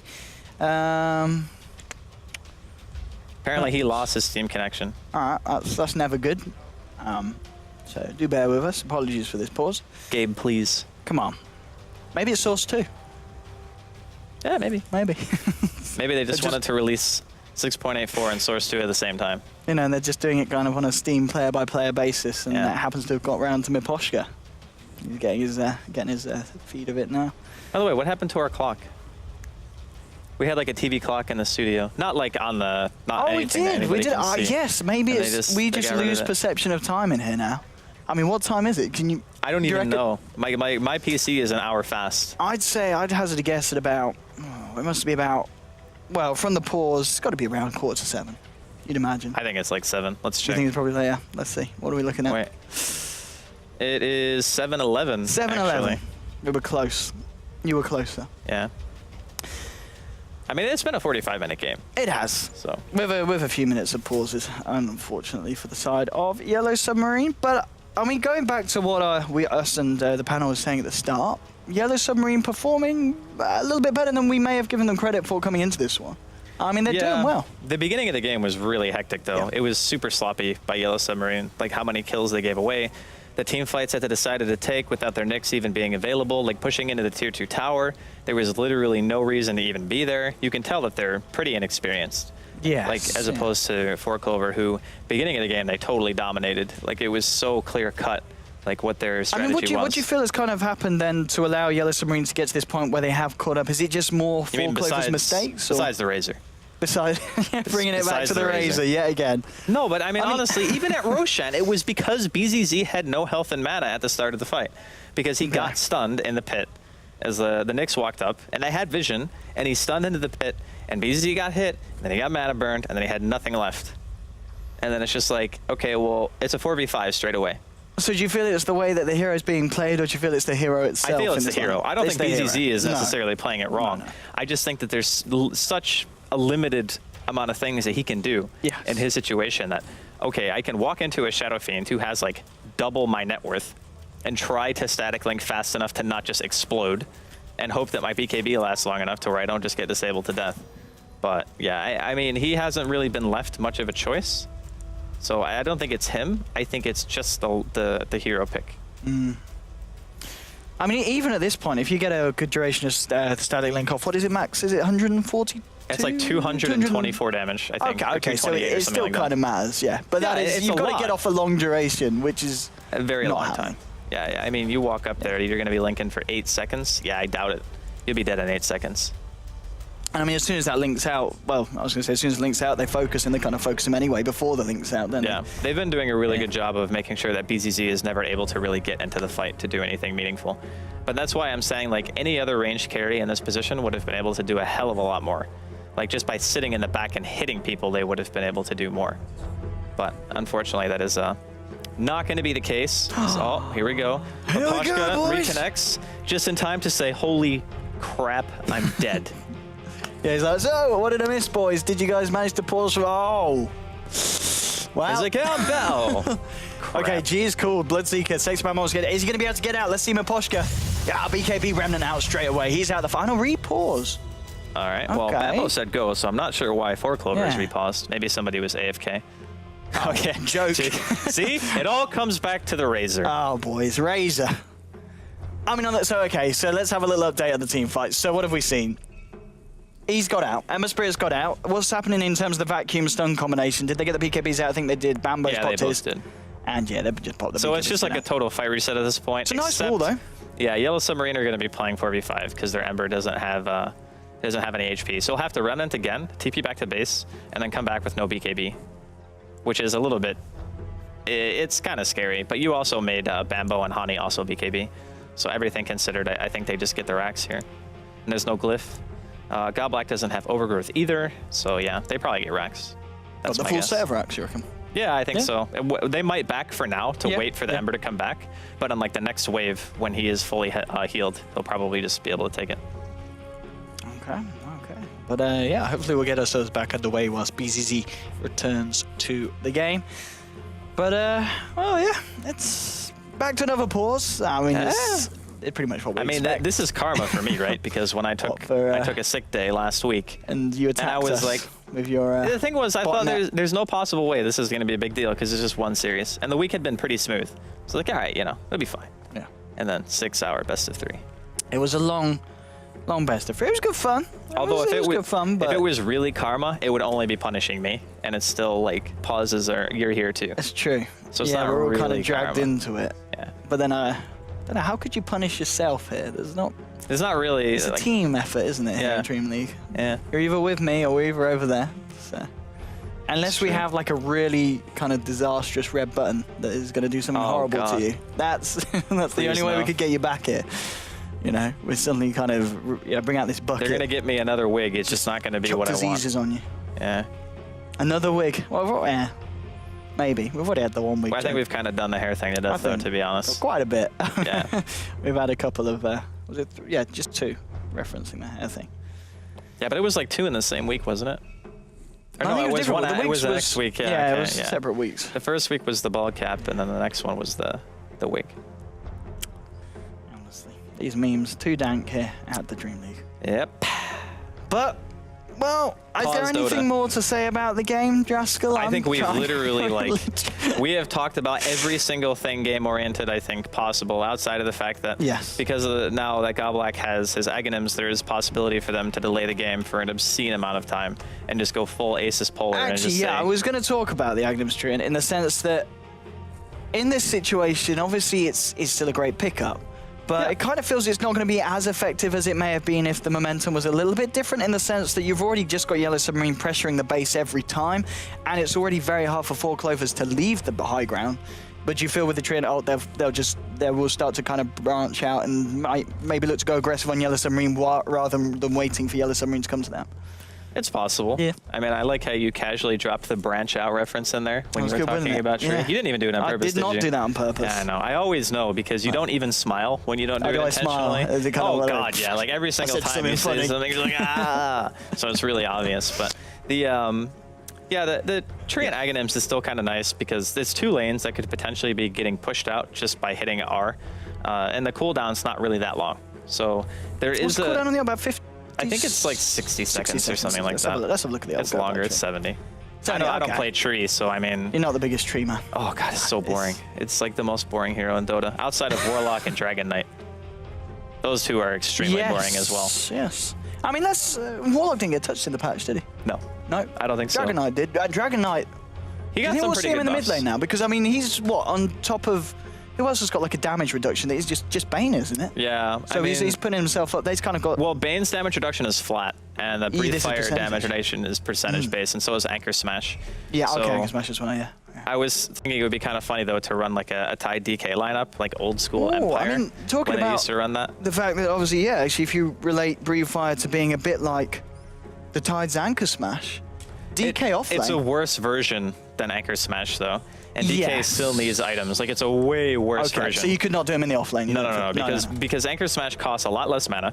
It hits Ancients, which Breathe Fire does not, and also has a much higher damage reduction threshold. So it starts Okay. at 40, and I believe goes to 60, whereas the DK one starts at like 20 something it's up and to, like, goes 30 to something, 30 or 35, 35, I think. yeah. So yeah, I don't know. It seems pretty suspect that I would ever put that hero on the off lane. He might be okay to put mid now, just because of the simple change that the Corrosive Breath from his ultimate form is now lethal. Like that is big. and the slight buff to the AoE, I guess, makes is that's because nice like as well. the biggest problem with DK was that since his auto attack was never lethal in Dragon form, you could always just walk away from him. Like it's just like, okay, yeah, you stun me, you Breathe Fire on me. I have no solo kill potential unless I kill you before you start running. But here we go. Here we Game go. on. Back on Bambo, thinking about running in. They do have the Rupture still down on Barash. The Pipe of Insight will be popped. He heads himself up to the high ground. Yules onto the Nyx. Dale gets caught out by a Light Strike Array, but it looks like they're just going to look to disengage here for the time being. But Poshka, he's TP'd back, does still have that Remnant to come back into the lane to continue the fight and continue the push. Now that he's topped up, they'll almost certainly come back out to join the rest of his team. There we go. So they've got the full lineup ready to go again. They are going to have to do it without the Darkseer wall. They are missing that, and the bottle was, I believe, was it topped up there for the Nyx potentially? But they're ready to go either way here to try and finish off these racks. Maposhka up to the high ground. TREANT still doesn't have the overgrowth. There's no Thunder God's Wrath available either. And of course, BKBs have been popped on both sides. Bolt from the high ground catching out FIEND. They'll be able to take down the ward that was just sneakily popped up there. Bambo with the Shadow Blade now. A little bit of a late picker, but maybe he can find a jump with it. Brash pops the BKB. He's going on to BZZ now. He's not. Now he's going to turn and focus the Raxdale. Getting low here. Will get taken down by Sexy Bambo as he pops the BKB. And will fight Barash as well. They haven't managed to do any kind of damage to the Rex because the Living Armor has just topped them back up. Yours onto line. He's going to get caught out as well in the middle of this fight. Will find the finger onto the Lina. So it does bring someone down. But it's a 3-for-1 trade and, well, not great for Yellow Submarine. Super overconfidence from Barash. Like, preemptively popping BKB with Rupture on and just walking into the enemy base. That was not the play. That was actually, like, what's the opposite of the play? Not the play? Because that's definitely what that was. That was, like, awful. I don't know why you would ever try to do something like that. The problem is when you walk in and you BKB instantly before the fight really even starts, you're basically saying, okay, in 5 seconds, I am going to be the easiest person to focus down in the entire world, regardless of what hero I am. And he didn't really give any time for the rest of his teammates to get in position. Wall wasn't used. They got caught out by a Blood Right. Like the backline supports kind of just died. There was no real way for them to help Barash in that situation. So there was like very little, if any, coordination on that fight at all. Like it was just sloppy when they went high ground. I mean, what do you think about this kind of very late pickup of the Shadow Blade on Bambo? The Shadow Blade is nice in the later stages of the game, always, just because people are less likely to be carrying just random sentries that are going to be placed everywhere. Like, the vision actually becomes more important, but less people have it, if that makes sense. So the fact that they have the Aghanim's tree means that they have vision over a lot of the enemy woods now, which after having pushed Yellow Submarines out of their own base, makes the vision even more effective, because the first thing that you normally think about doing is either you smoke, which I think they're trying to do right now, or you go and you farm your woods. But ZEUS ulti is going to be popped. They see the smoke immediately. That timing could not have been any better.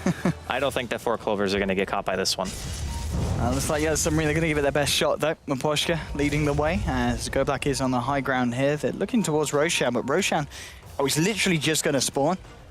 FIEND sits in the pit. There we go. So they do know the Roche is up, and, well, will they go for the attempt here? Smoke up now from 4 Clovers in return. Bambo leading his way here, pops the BKB. We're talking about the early BKBs. He's going to pop it straight away, and there might not even be a fight off the back of it. That's really bad. That's like super mega bad. They need to stay around the Roshan pit now just to try to idly pressure and hope that maybe Yellow Submarines commit to a Roche, take some damage, and then they can potentially fight off that. Miposhka's found Go Black finger there onto him as well. Go Black will find the overgrowth to slow him down. Will gets dropped. PSM does find the kill there onto the TREANT. TREANT now down for 55 seconds. Harney blinking himself away. BZZ going south also. They're going to try and chase this one down, but, well, BZZ's already TP'd out. Harney's well and truly keeping his distance between himself and the side of Yellow Submarine. And now just trying to clear up this creep wave, just to ensure that the momentum's still there. But he's going to hang around now. He'll blink out and has got the boost to travel off cooldown, so he TPs himself back to the tier 2. But yeah, very early BKB usage there by Sexy Bambo. That had to have been a missed key. Yeah. Like he had a Shadow Blade and his BKB right next to each other. You can't see his item binds, of course, but... Oh, I think in fact he did have the Shadow Blade in that slot before. Yeah. Like he switched his items, so he probably just thought he was going to Shadow Blade and instead BKB, and then it went, oops. I'm going to go for Roshan here, the side of Yellow Submarine. That Nyx is going to die. Bambo. Or no. Okay. Waltz is in there with the Dagon. Rupture onto Barash. He pops the BKB. He's going to stand his ground. Sleight of Fist will allow Miposhka to dodge the Light Strike array. Now he's going to go onto Yol. Laguna Blade will go onto Miposhka, but it's not enough damage. The Flame Guard taking away a lot of the burst. It's 1 for 2 now, though, as both BZZ and Harney do find the kill onto Shadow Fiend as well. They've also managed to pick off the Nyx Assassin, and PSM's going to try and TP out. Ember Spirit trying to Sleight of Fist and Remnant away, but Sexy Bambo moving so fast. It's a triple kill for Harney, and it's only the Darkseer that remains standing, but it looks like, well, it's a ridiculously good fight there for 4 Clovers, and now a little bit of a deja vu, but in the opposite way that we saw earlier. 4 Clovers take a ridiculously good fight, and they're going to take Roshan as well. Extremely outplayed, like, during that engagement. They just kept reinitiating, like, finding openings to get extra damage out. The Nyx started that fight with almost no HP. And that's kind of the same effect that a Refresher would have on the ZEUS, and that's why it's so powerful. Because if a hero starts the fight at no health, if he takes any residual damage from like a random plasma field, or a ZEUS ulti, or a Dragon Slave, or a Blood Right, like there's so many ways that you can accidentally take damage in these team fights that it becomes, eventually you're gonna get clipped down. And that's kind of what happened to the Knicks. So at the start of the fight, the poor guy he couldn't really hold up to anything. The Lion instantly died, like from 100% just died. Like he got Dagon-5'd and Zeus'd, and he just disappeared. Even with a cloak and around 1,000 HP, it's still not enough life to live through that. And plus, they have double Dagon on their team as well. So if one Dagon-5 doesn't finish you off, the Dagon-3 from Hani will. So I think right now it's kind of the shoes on the other foot. It's just the damage output from 4 Clovers is completely insane. Yeah, I mean, look at the graph now. We see it was got to the 0 point. Obviously, the flat line is the pause, but straight after that, back to where the side of 4 Clovers were holding the advantage about 10 minutes earlier. Well, Dale, he does find Go Black here. Blink 4 from PSM and the finger and the vacuum. That is going to be a dead Treant. They do take down Go Black here. It was a little bit too deep into the enemy territory. And interesting to note, Barash, for some reason or not, decided to sell his mechanism. Yeah, I think he needs lifesteal. That's the main reason. Oh, it got... Oh! Oh, did he dropped it for the Aegis, but it got... Did he drop it? Are you sure? Are you sure he didn't sell it? I would never question the weapons. He's pretty sure. Okay. Yeah. That's a little bit unfortunate. I mean, if he dropped his mech for an Aegis when Roshan wasn't even close to being dead, I would say that would be optimistic. I don't know. Because I think Roshan was still at like half HP or something. Something with blue. I don't know. I wasn't watching closely enough, apparently. Oh, something got destroyed in the pit. Yeah. Something with blue text. So, well, it could have been the mechanism. Yeah, mechanism does have blue text. It's true. Or braces or something. But I don't know if anyone has the braces at the moment, so it's more than likely the mech. But either way, he would want lifesteal at this point anyway. Like, yeah. the mech doesn't matter. No. Like, you can just buy a Dominator and go Satanic, and that's like your 6th slot. Unless you want to sell SNY and go for like a Butterfly or AC.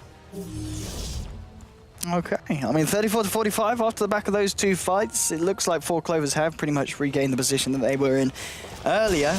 I mean, Ember Spirit, what's he kind of picked up now with the gold that he's... he's finished off the Manta style. Yep. Now with 2.2k gold, this is the time that he goes for the real big damage I item. hope he gets a damage item, because every single item he's bought so far has been purely defensive. Now, I'm not going to say that's been bad for him, because he's been able to live through the engagements, and he still had a relatively large game impact.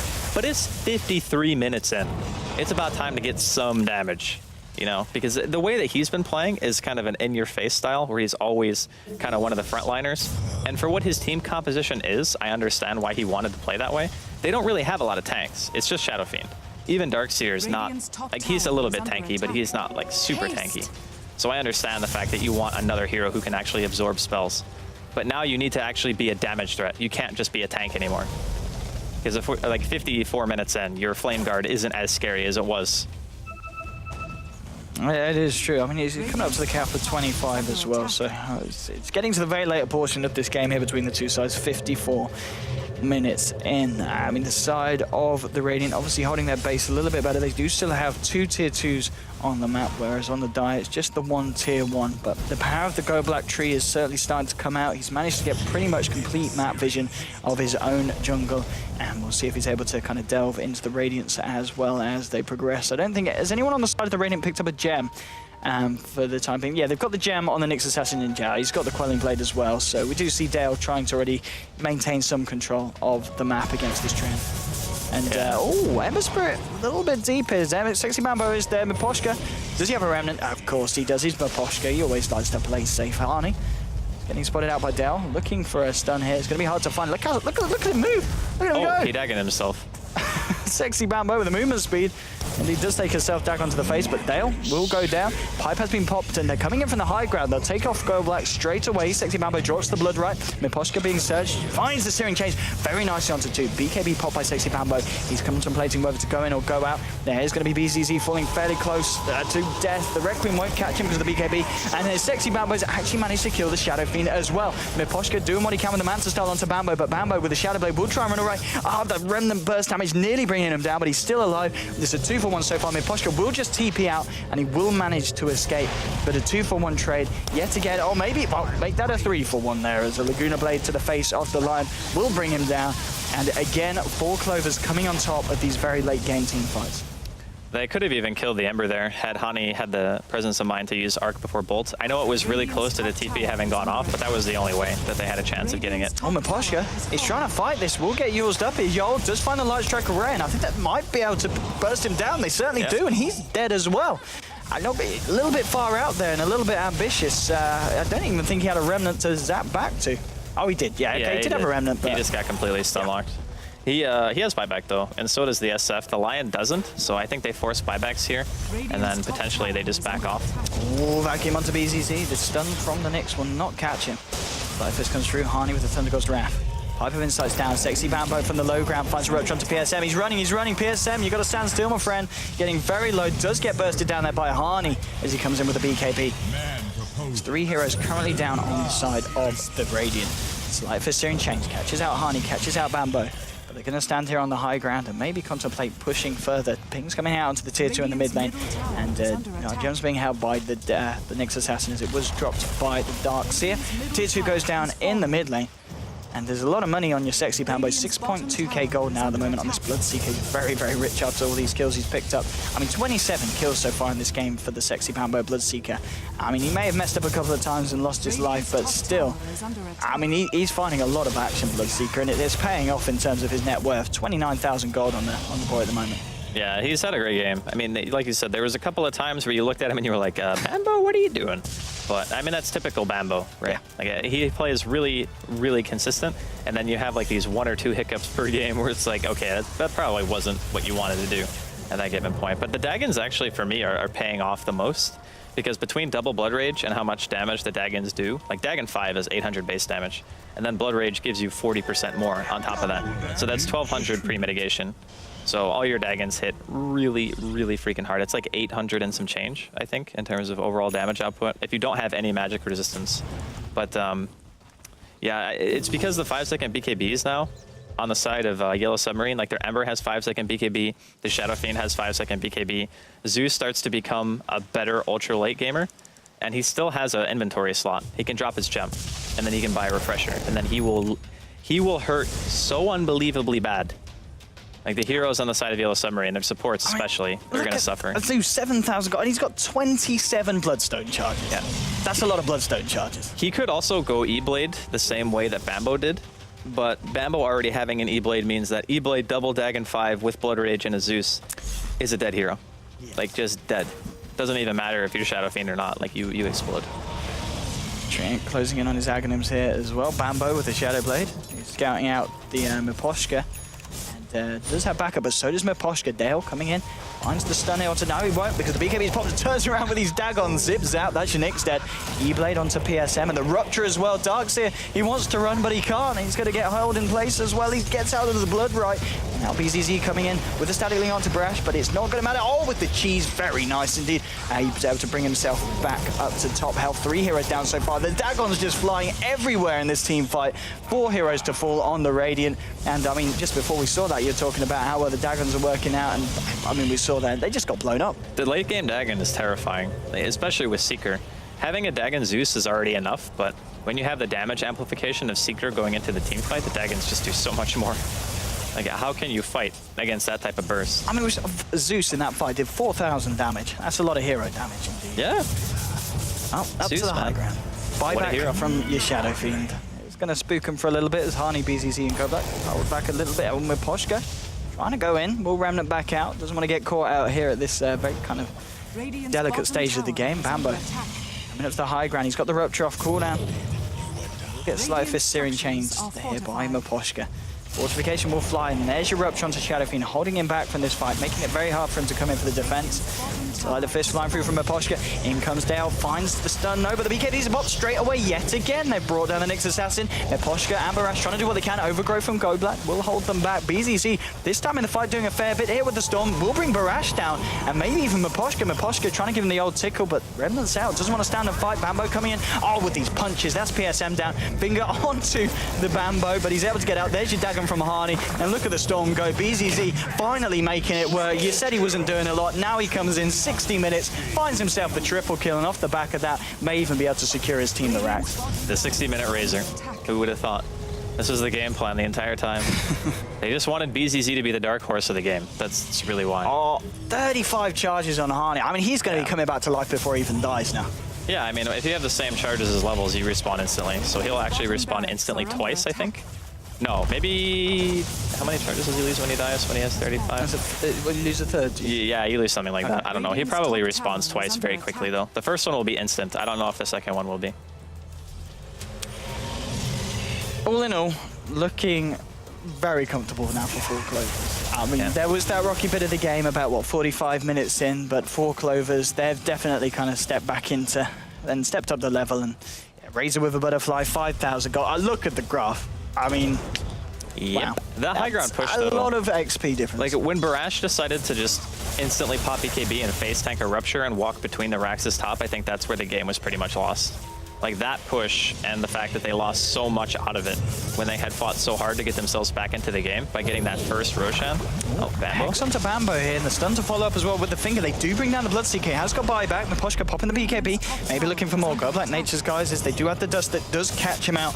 And now, with the burst damage coming out, they should be able to find him. Harney came in with a Dagon onto Dale. Wasn't enough to pick him off. It's 2 heroes down at the moment on the side of Four Clovers, and no one lost on the side of the Radiant in this team fight. They're trying to find Yol. Yol will be able to juke them out south, and looks like PSM and Miposhka will not find anything more. Fervian might be in trouble. Harney coming in with the help of BCZ, and they do bring down the Lions, so it's a 2-for-1 now between these two sides. And yeah, it looks like both will back out. Oh, Yol. He's going to not be able to... Oh, yeah, blink forward. Yeah, he wants to go for this. He's found himself a Darkseer. Nah, he's going to leave it. Doesn't have the burst damage to deal with it, and just pops off a couple of spells so he can run himself away. Miposhka has been surged up, though. Just seeing if he can close the gap here onto Yol. But I think Yol, yeah, he's able to blink out. He's fine. Now we're doing it. Now we got the ZEUS refresher up. By the way, I just want to point out that was 2 62-minute blink daggers coming in from Yellow Submarine. Wow. It's pretty standard timing. An hour and 2 minutes into the game. I mean, he had a bad laning stage. Yeah, of course. I mean, he hasn't had the greatest experiences, minutes. but that Bambo pick will end up in Roshan going the way of Yellow Submarine. This could be the opportunity that they were looking for after they completely failed their high ground push top. This is probably the last opportunity they'll have to make something big happen in this game. And if they misplay this fight, I think it'll probably just be GG. I mean, the thing as well is we're talking about the fact that Four Clovers kind of lineup would fall off when the BKBs came out. But now if we actually have a look at the BKBs, are they pretty much down to 5 seconds on the Shadow Fiend? Yeah, everyone is 5 seconds. Everyone's right down, yeah. There's no way your BKB is like above 5 at this stage.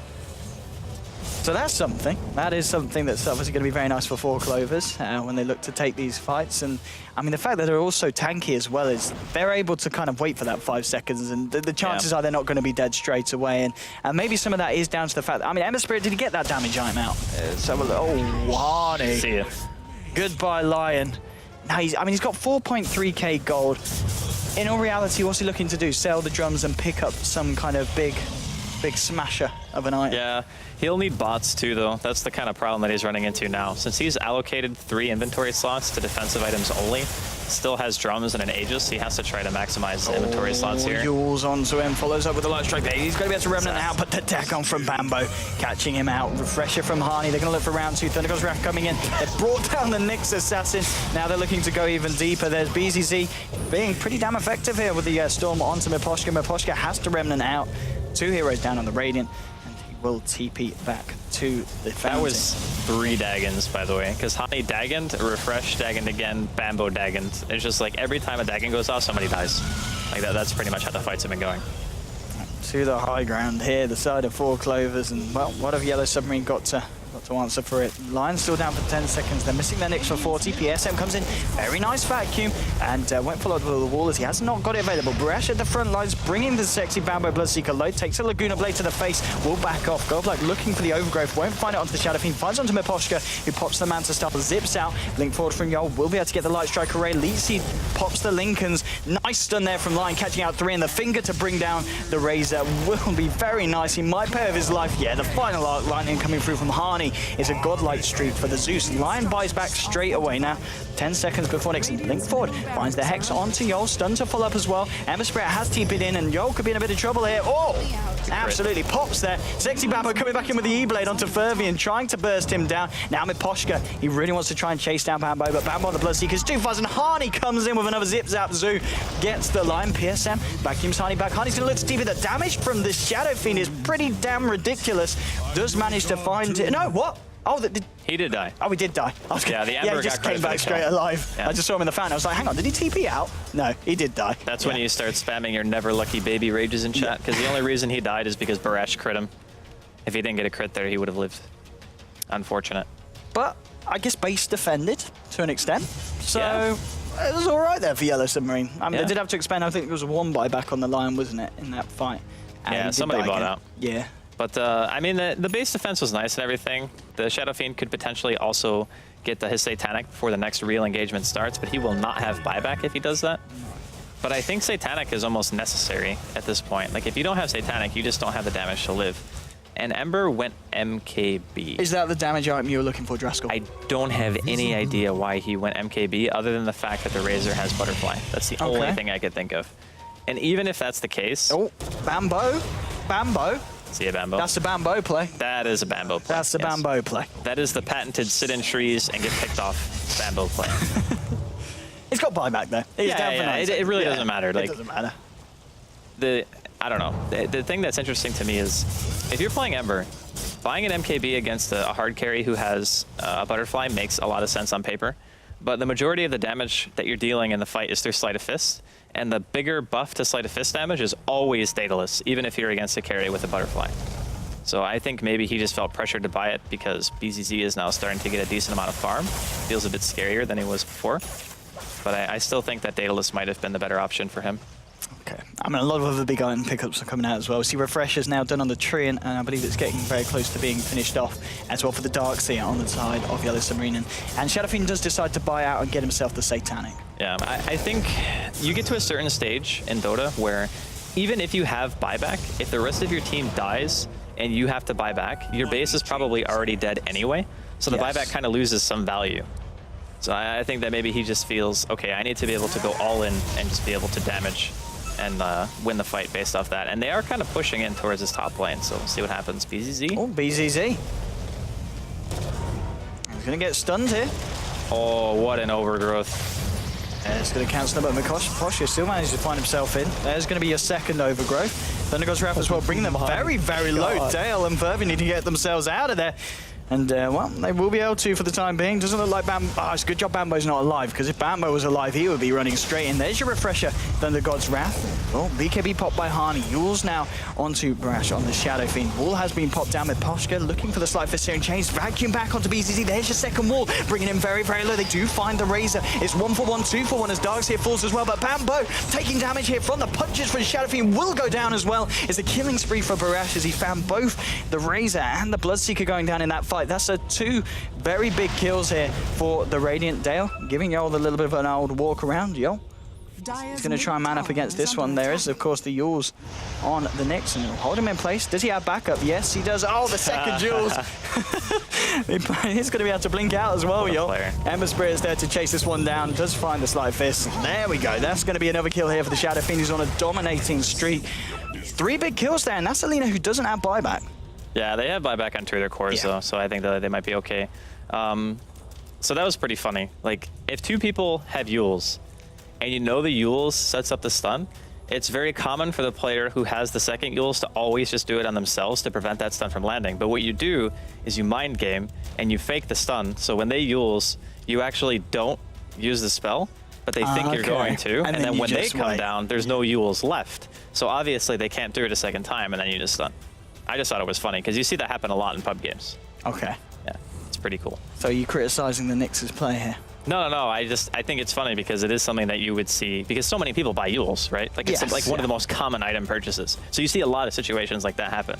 It's just funny to see that pro players suffer from the same thing.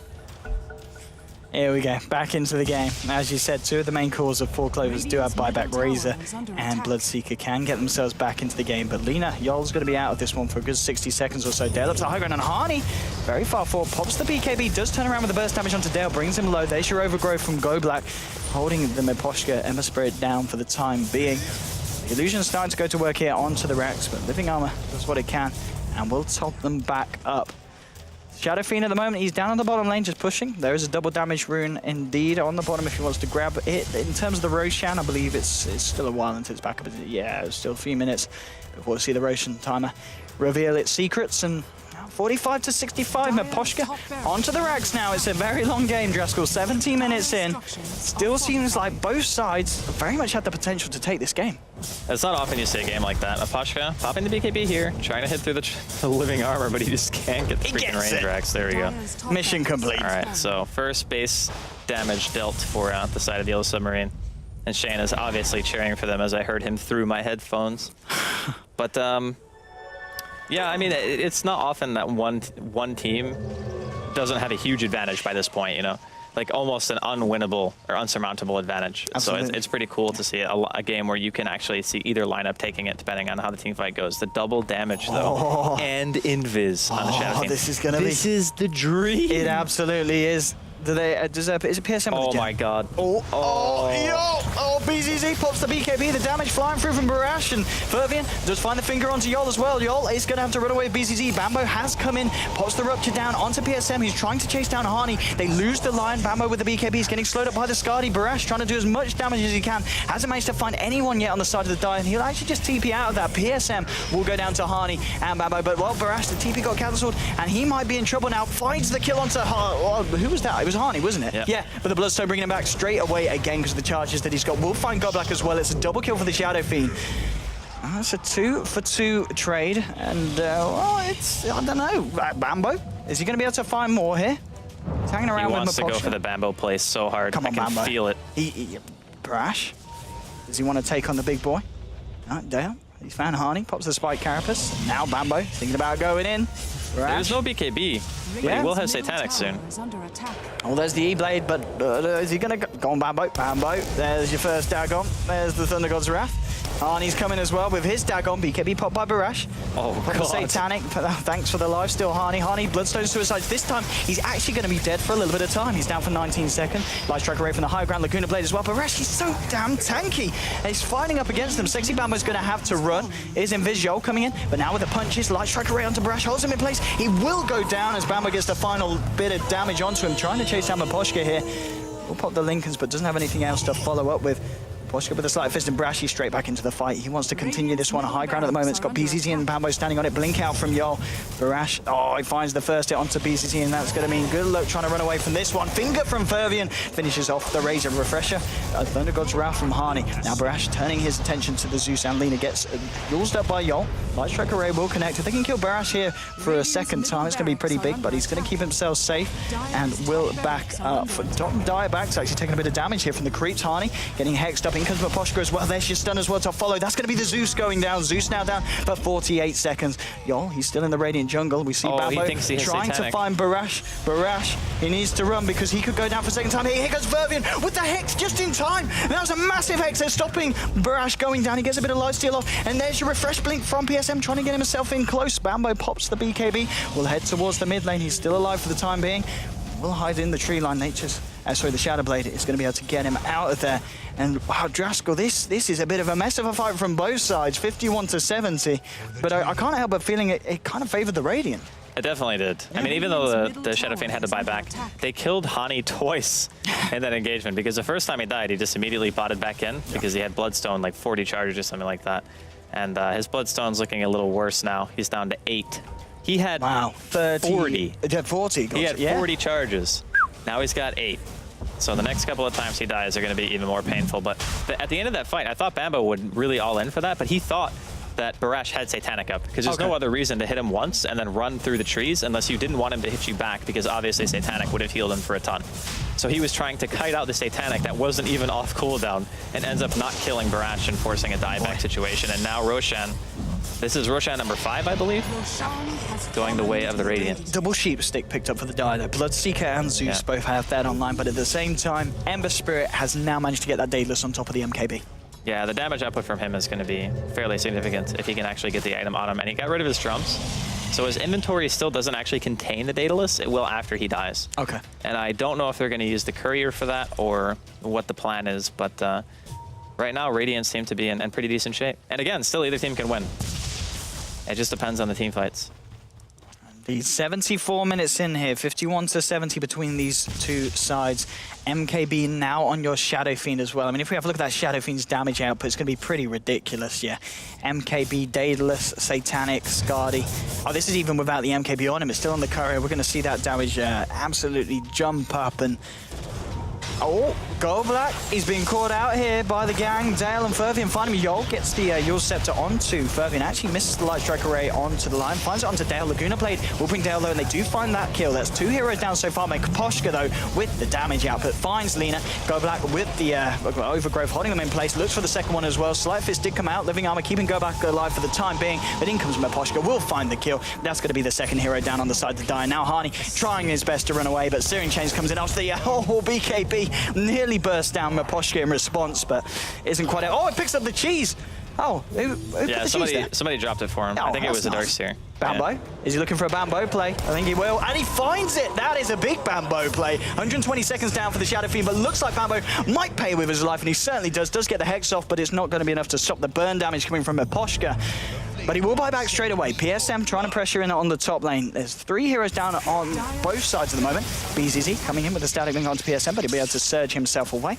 Ember Spirit's coming in though, and with the Ember Spirit, they need to be careful here. Vacuum onto Bambo. Searing Chains does catch up BZZ. BZZ pops the BKB and he will live for the time being. Hex down to Koposchka. Rupture as well. He's a fast little piggy, but he's bleeding out the backside. Oh, he goes down. He's got the Aegis. He's ready for round 2. Hani blinking forward, looking for PSM. Now comes with lovely Searing Chains. Catches both Hani and Sexy Bambo. They have lost the Darkseer. Darkseer pies back, but look at this damage that Koposchka's doing. Going on to Hani. Slider Fist bringing him so low. Will get out. PSM looking for the Vacuum. Remnant forward. Can he find the Funnel Side Fist to fight him? He's so low. Oh, it's not enough damage. Hani's able to live through this. BZZ with a static link onto Koposchka. Wall gets thrown down, and BZZ having to fight up against his illusion now. Now deciding to leave the fight. Thunder God's Wrath coming through. Now a TP in from Yol as well. There's going to be the Yul Scepter onto the Darkseer. Will be able to find the stun, and there's your Dagon bursting him down. Fervian's turned over to the fight. Finger there on to the Razor to bring him down. 2 heroes down on the side of Four Clovers for around a minute and a half. And looks like the rest of the team do back out. The Radiant are starting to take a bit of damage here to the Ancients, so they've lost their tier 4s. It's down to coming up to half health. Yeah. It was a very long fight. I mean, they lost mid during that entire thing, and bottom was already dead. So they just lost racks to creeps, basically. And like the Roshan fight was obviously the more important thing, because Roshan at this stage can just straight up end the game for you. So I understand why they prioritize that. But the real issue is, since they didn't deal any base damage, like they didn't even deal damage to the melee racks. The range racks was already dead, and they have like Treant, Keeper, Eye things everywhere. So they can just keep pushing out the wave because of that. And now they don't even have the Aegis advantage anymore. And Cheese was also consumed by the Ember Spirit during the engagement. So they don't have Aegis, they don't have Cheese. They are down 2 sets of racks. And they had a really good opportunity to try to win the game there, but Bambo actually killing the Shadow Fiend, that was the biggest play that has been made all game, because if that Shadow Fiend was alive and he was allowed to go to base with the rest of his team, they would have lost racks for sure. There would have been no way they could have defended against that. So.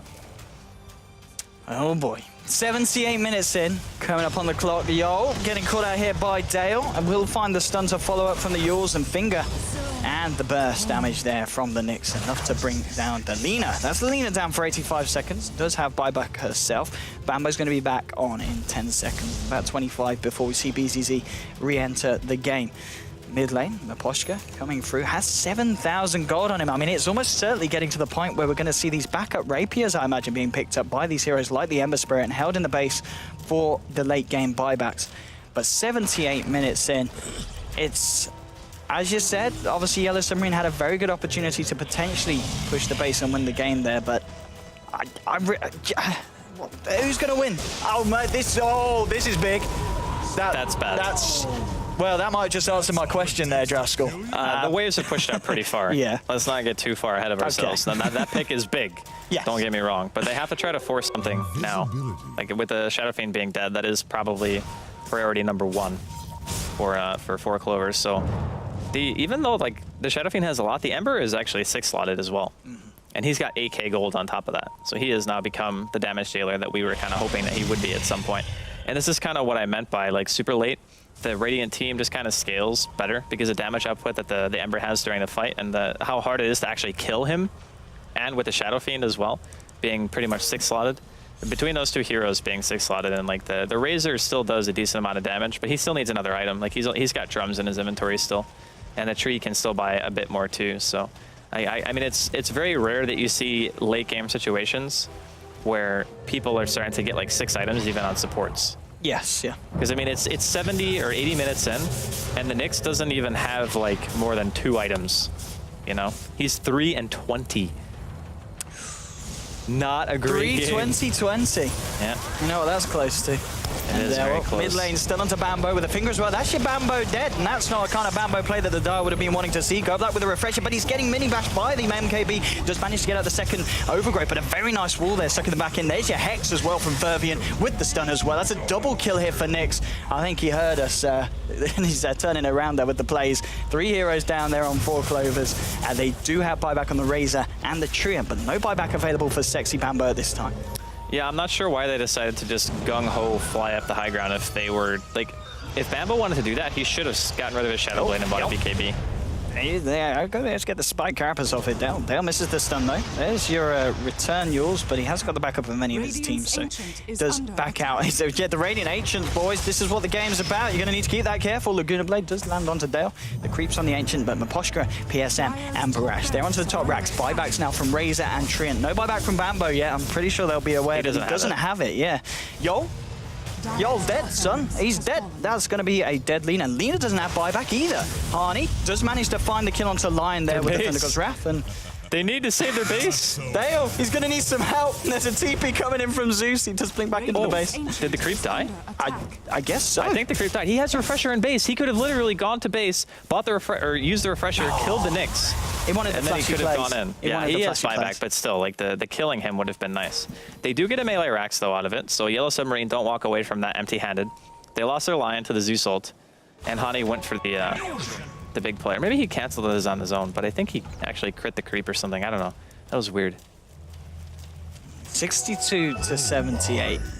I feel like we've really got to give credit here for the side of Yellow Submarine, because we see a lot of games go late with these kind of underdog teams, and it's always their weak point, because we kind of say they've not had the experience to go up against these pro teams at this point, but they're doing great.